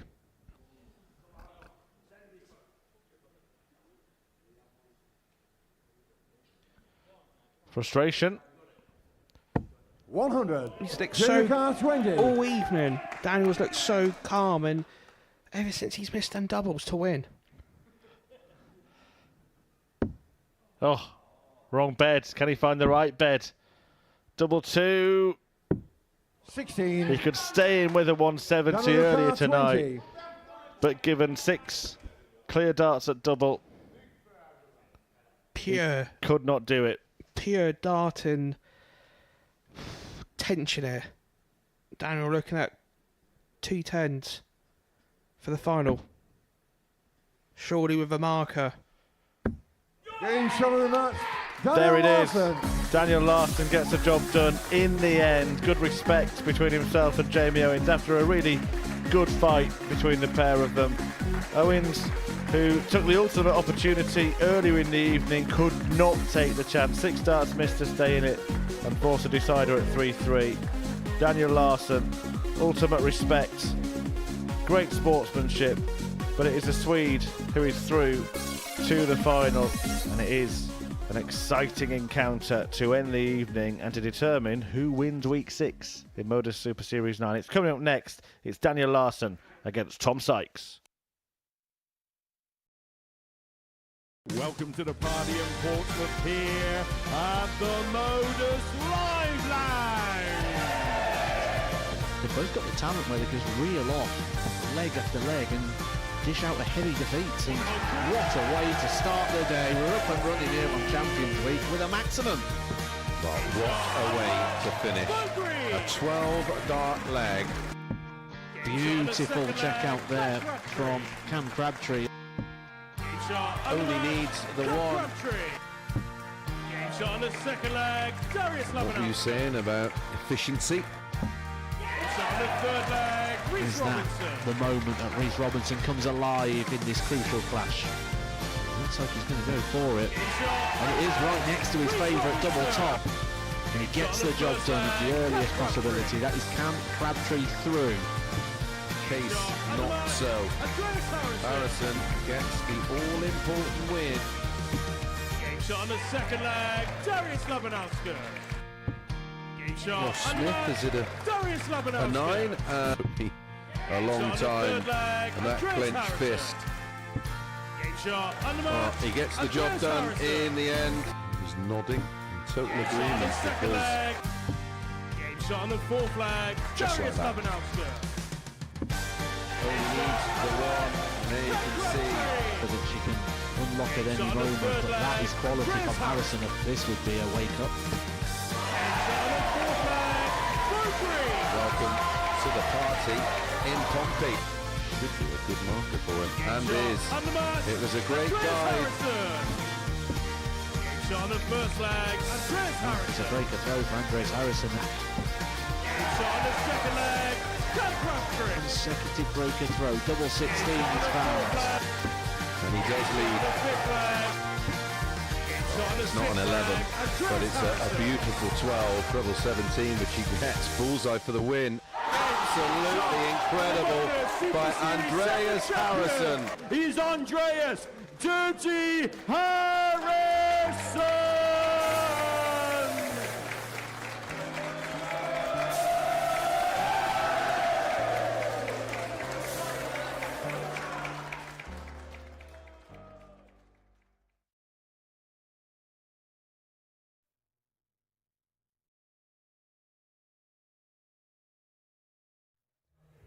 Welcome back to the Modus Super Series, where we have a final set in stone. It sees Tom Sykes and Daniel Larson go toe-to-toe for tungsten glory. Easy for me to say. Keegan Brown is alongside me in the studio watching all of the action this evening. As you can see there, Tom Sykes getting the better of Colin Osborne by 4-1. Daniel Larson beating Jamie Owens by 4-2 to set up the final that we're going to watch in about 10 minutes' time.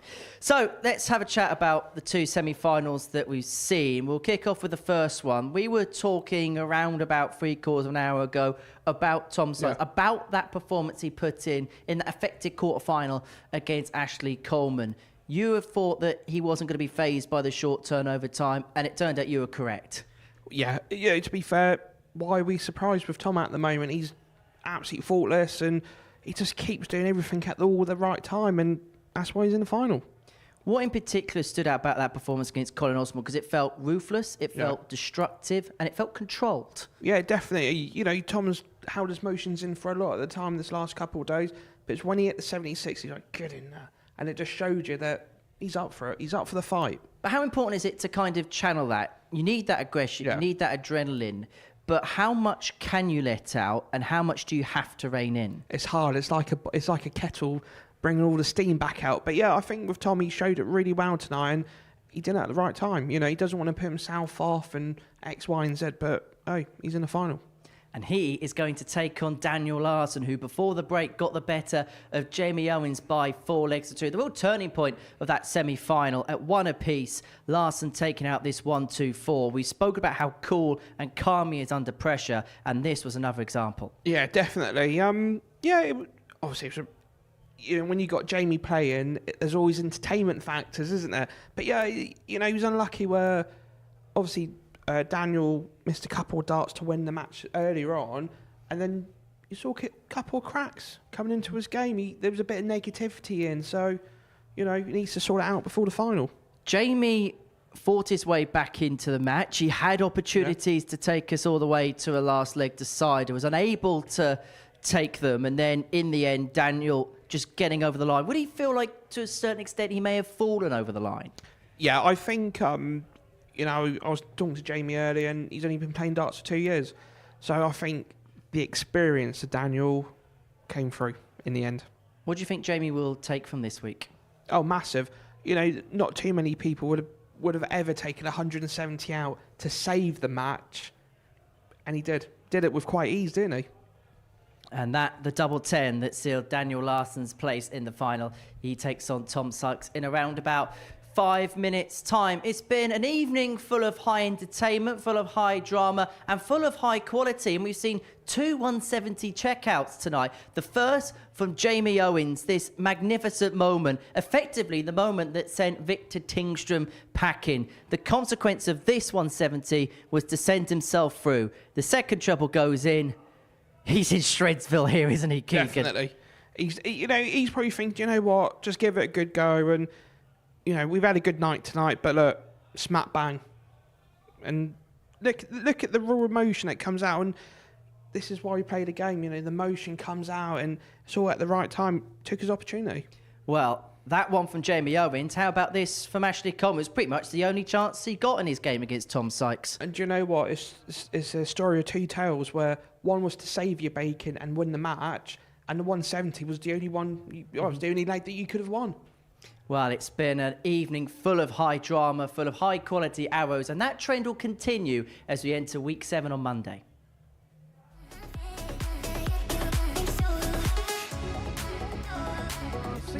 This is in striking distance should Robert Thornton not be able to take this out. But there is no problems here for Robert Thornton. Himself on 1-3-2, the fish doesn't go. Not one of them. There's the bullseye. For the bullet to reel it in. But this would absolutely sting. It's the ball for Crabtree. Oh, wow. He needed a moment. Match up at one apiece. Triple 19, double 19. Oh, the captain comes up with a massive shot. Thrown darts, but just above the wire. Double 17, leaves double 16. Oh, it's beautiful from Martin Thomas.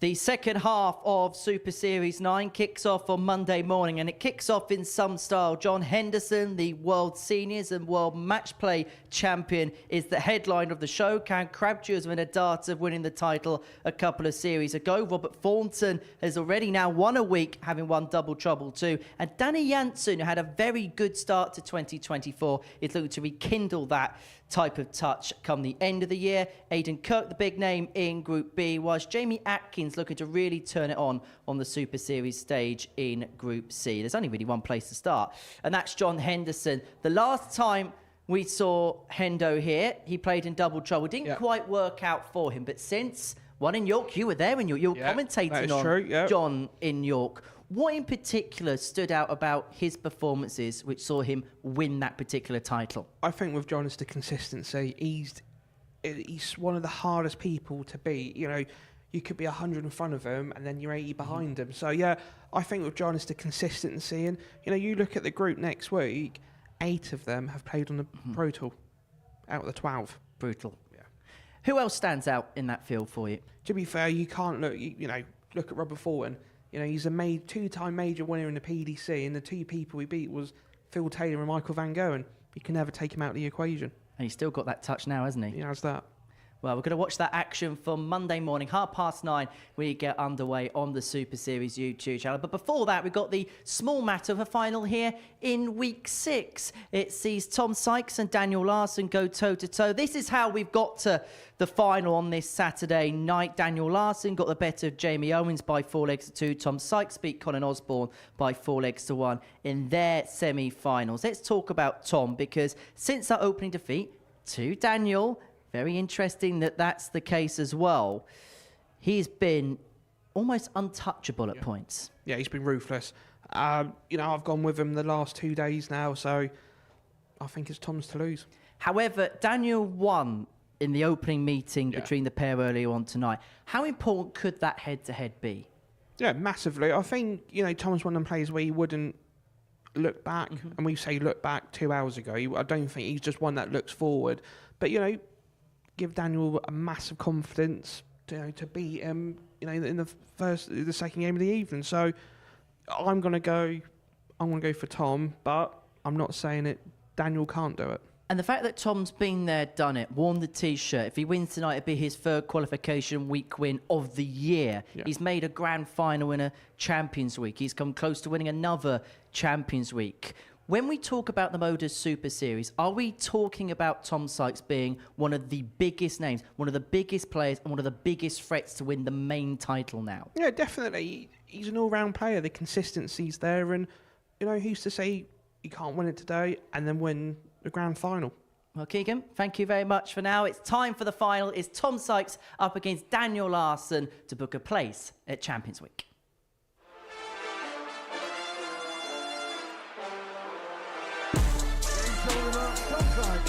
For a place in the final, Tom Sykes.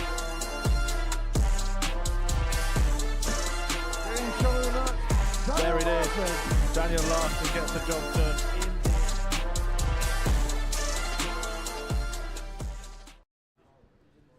Thank you, ladies and gentlemen. Welcome to the Modus Live Lounge here in Portsmouth, where tonight we're getting round to now playing our final match of this week.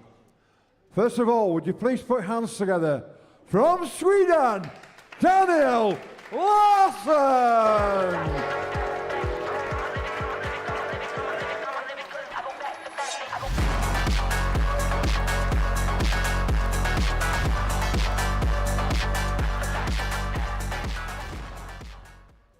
And Daniel's opponent tonight, please put your hands together and welcome to the stage. It's Yorkshire's own Tom Sykes!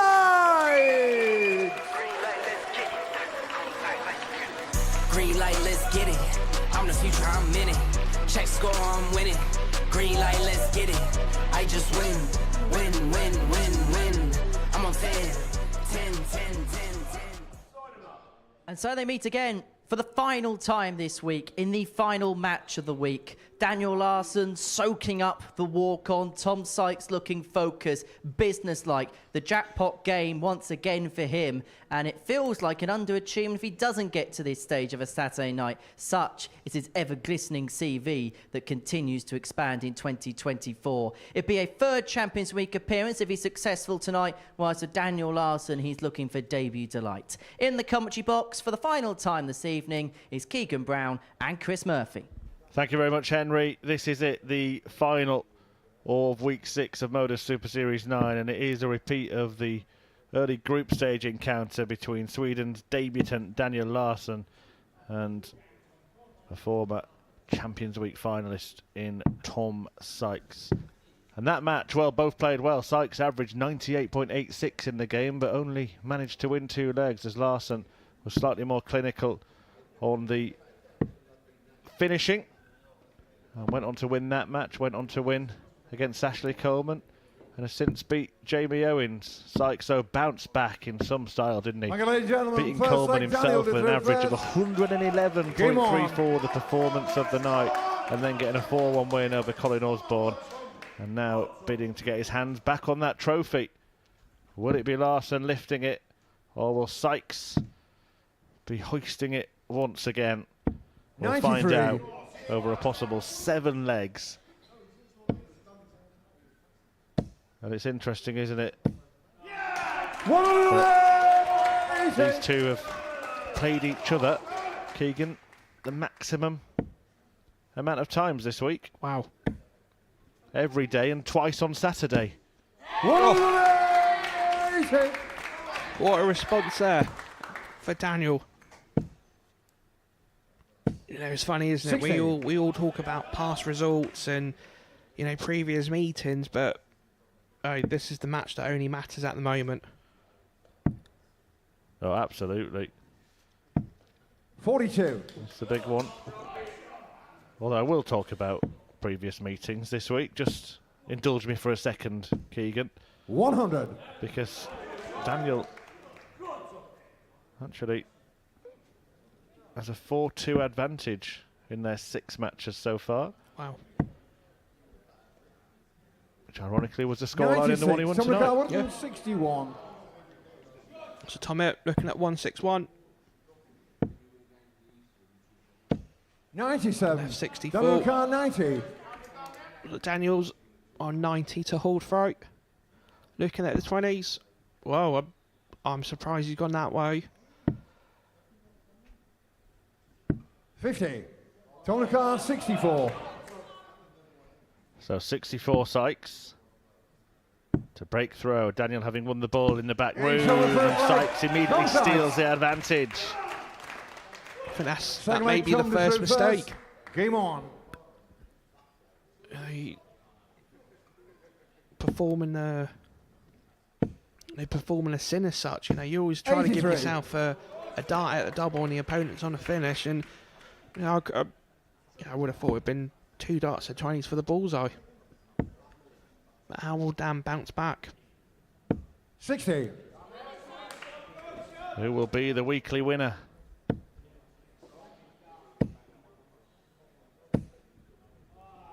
Sykes knows that feeling well.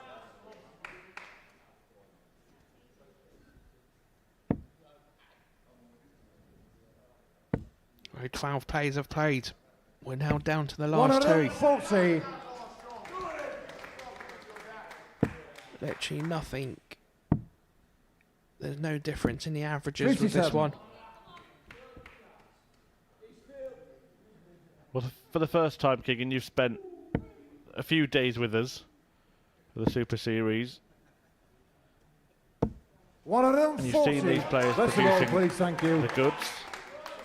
There's not that much of a gap, is there, between the players performing at the top of the game here at the Super Series and the players on the professional tour? 61. No, definitely not.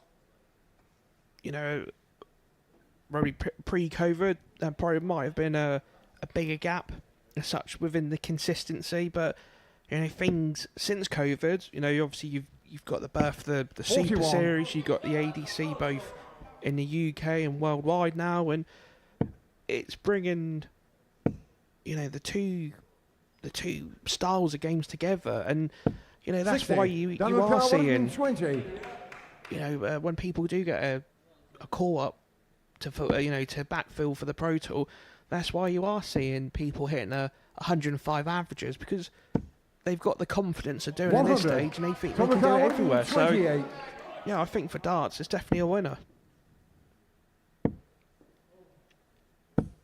56. Daniel Carr, 20. Was it Daniel got a chance to break back for a 16 dart leg?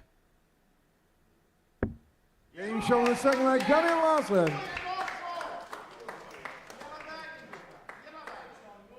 Third leg, Daniel by through Victor first. Tingstrom and Dean Moss, the Scandinavian Game dart on. supremo.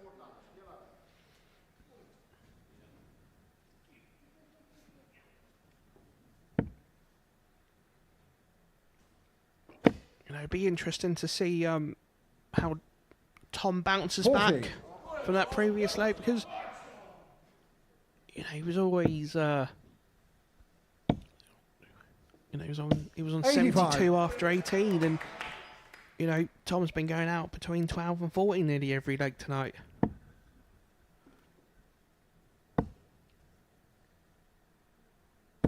$140.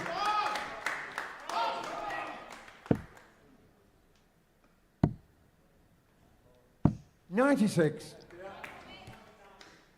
So 1 point separating both players in this third leg.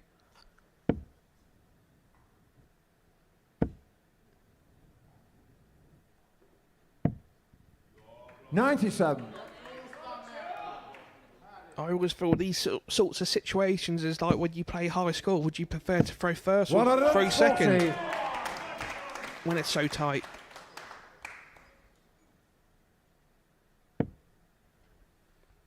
What a dart from Daniel there. Bro looking at 19s. And he does. 132. Leaves 92. So Tom feels he probably needs to find 2 trebles there to put the pressure on, and he does. Yeah, great shot. Great game. Is he going to go for the 60 or the 25? And he does. Well, he's got aggressive, hasn't he? Now he's got a choice to make. Is it double-double? Oh, it was. 56. Tom McCall, 40. Very rare now you see players even going for the ball on that. They all attack. But it's Colin. Tom Sykes who bites back. Break. Fourth leg, Tom to through first. Game on, thank you.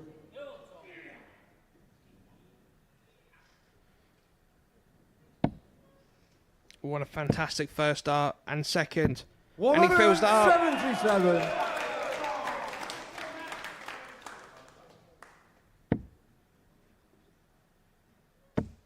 I feel Daniel's got a bit of an uphill 89. task in this leg now. I think the only thing we're missing tonight is a 9-dart. Well, we've 140. never had one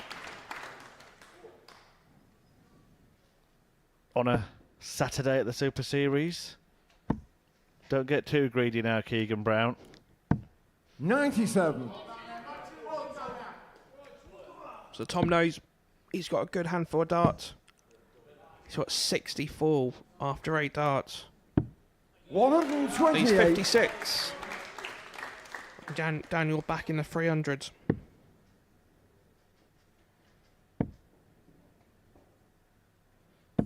$65. Tom McCall, 56. Well, there's a brilliant leg of darts this is from Tom Sykes. Hadn't been able to hold a throw in this game either player, but Sykes does it. With a dozen darts, and once again, his average is hovering around the ton mark. Thank you.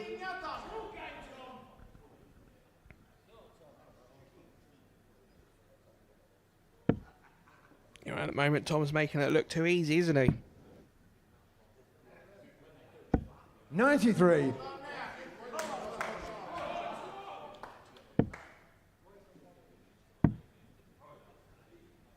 $93.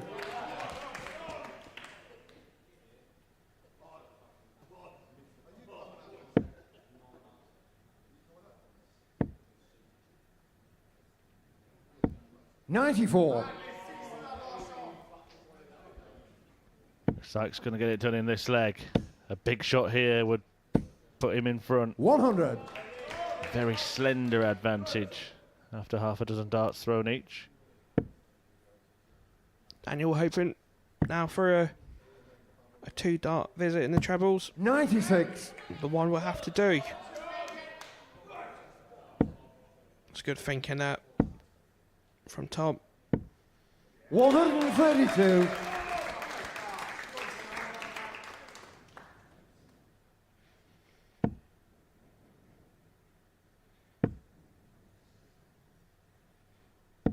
$94. Tom now got a good chance to put the pressure on. And he is. 16 will leave tops. Oh, what a fantastic 2 legs Tom has thrown. 136. Daniel Carr, 124. But he's there. If Larson cannot take this out, Tom Sykes is ready to pounce.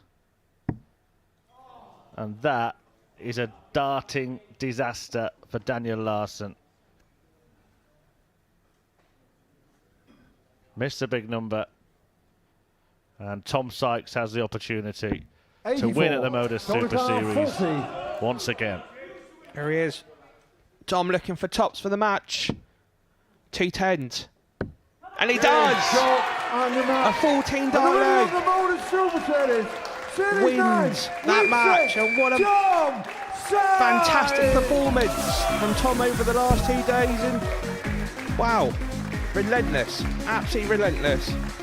You know, the final averages for that match. So we have got Daniel 91.67. But the star of the night once again goes to Tom Sykes with an average of 101.38. Well, he's done it again. He's making a habit of it, isn't he, Tom Sykes? That's his 3rd weekly win of the year. And you can see the emotion is almost all-encompassing. What a spurt towards the line. What a couple of legs to get him home and hosed. An average in excess of a ton in the final, 101.38. 4 from 6 on his doubles. It was a dismantling of Daniel Larson in the end. It was a great debut for him. He got all the way to the jackpot match, but it was the class of the Castleford Tiger that prevailed in the end. For 3rd time in 2024, Tom Sykes is going to be playing at a Champions Week, and we can hear from the Castleford Tiger now. He's with Chris Murphy. We certainly can. Well, only just here because the crowd are appreciating this win for Tom Sykes. Tom, you're making a habit of this, aren't you? Yeah, I like making a habit. It's a good habit to have. I've played really well this week, and yeah, I can't believe I've won again. It's been a thrilling night as well here in the venue. I mean, that 170 from Jamie Owens earlier on brought the house down, but you managed to up your level game by game tonight, especially at 111 average. How good did you feel this evening?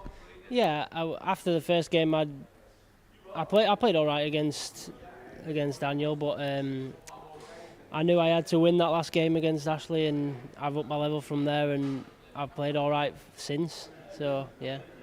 And getting back to Champions Week as well, look, you came so close before. How much of a sort of itch has that been for you to want to scratch and get the opportunity to do it again? Yeah, I said it at the beginning of the week. I don't want to. I wanted to be back there, and I wanted to do it again, and now I'm back there. So hopefully I can go one step further this time. Making a few fans as well. How does this feel to hear your name being sung out? It's unbelievable. I always like coming down here. I might as well live down here now. I've been down here that much, but yeah, it's great to be here all the time. So yeah. We'll let them share in your moment. So if you want to step back and take a little bit of a run up, and ladies and gentlemen, the winner of Week 6, Tom Sykes.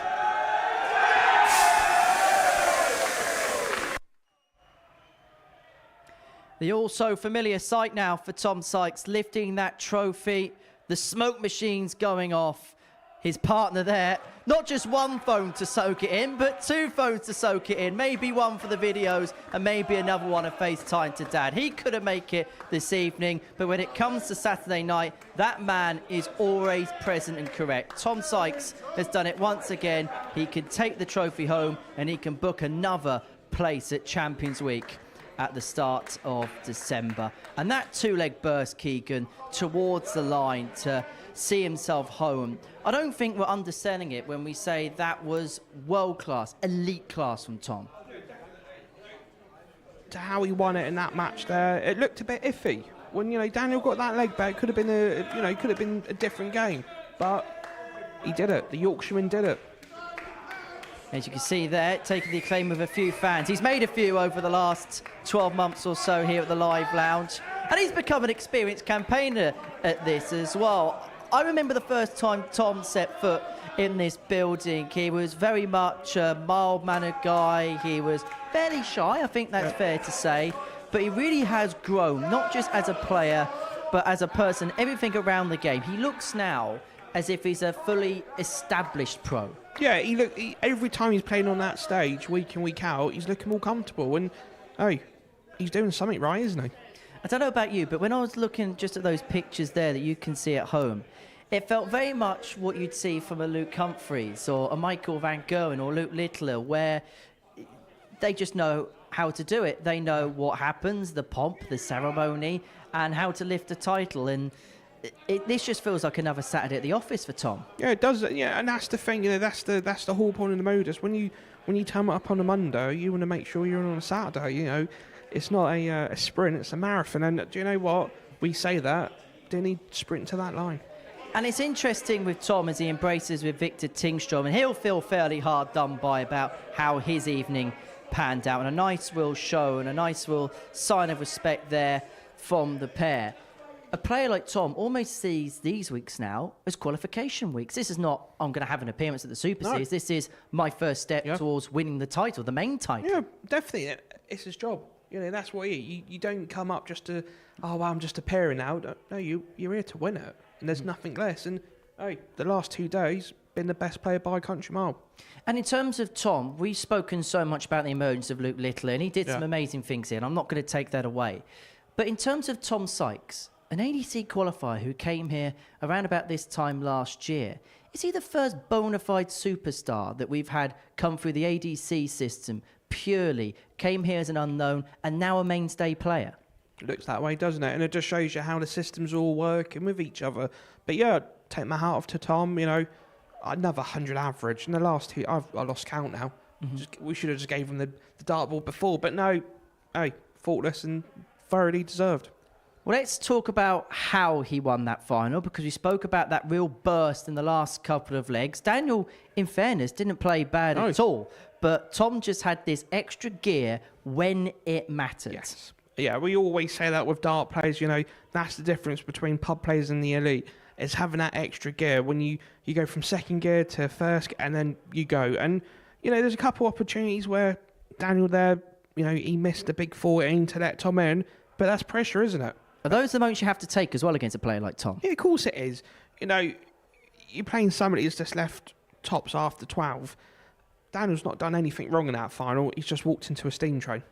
And Tom Sykes there, double 10, his friend. It seals him another title, his third of the year here at the Modus Super Series. And automatically, a player like Tom, when he wins the title, we go straight ahead to the big one in December. We look ahead to Champions League and we look and we evaluate his chances of picking up the title. He's the 6th name in the hat, alongside some very big names, alongside another former champion in Andreas Harrison. But he'll feel like he's very much in the mix in that esteemed company. Well, of course he is. You know, at the end of the day, he's playing absolutely fantastic this week. And the last 5 weeks, all them names there, they've all played brilliant. They've all got something in common. They get 4 doubles in the final. Mm-hmm.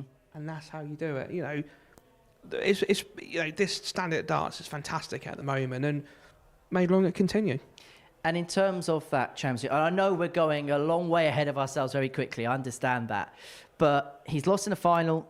He's got through to another Champions Night. There's only going to be one thing on his mind, isn't it? And that's lifting the big trophy here. Yeah, of course it is. You know, it's any dart player, any sportsman that loses, they lose in the final. What do they want to do? They want to get their own back. They want to go back to the final and win it properly.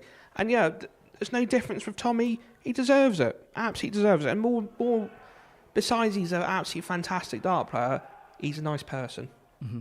Well, I'm not going to go full Chris Tarrant on you, Keegan, but he's looking to swap the little trophy for the big trophy when it comes to December. Just want to talk the other side of the coin. I want to talk Daniel Larson for a second. How will he be feeling? I suppose he'll be pleased that on his debut he's acquitted himself very well. He got through to the final. How will he assess on that final in the end? It was hard.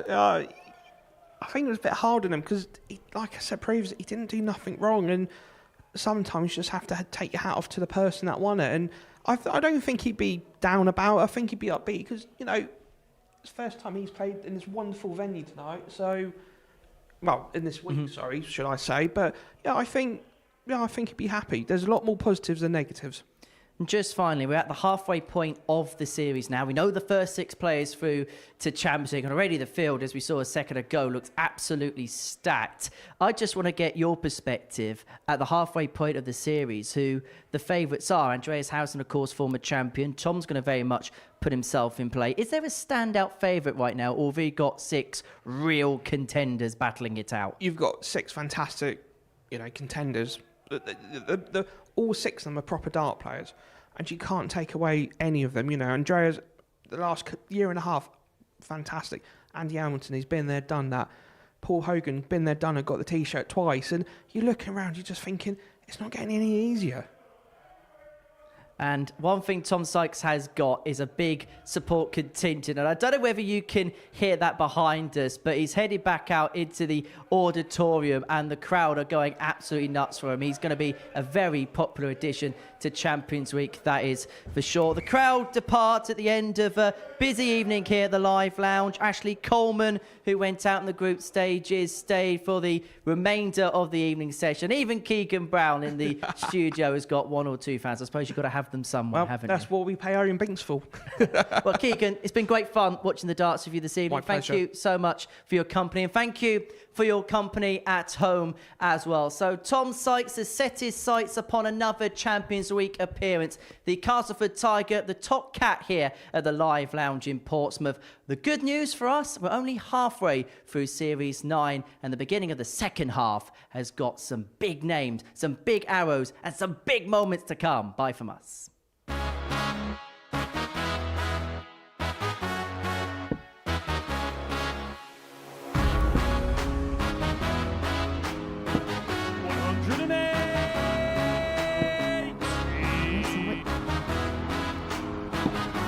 Going to a very high power.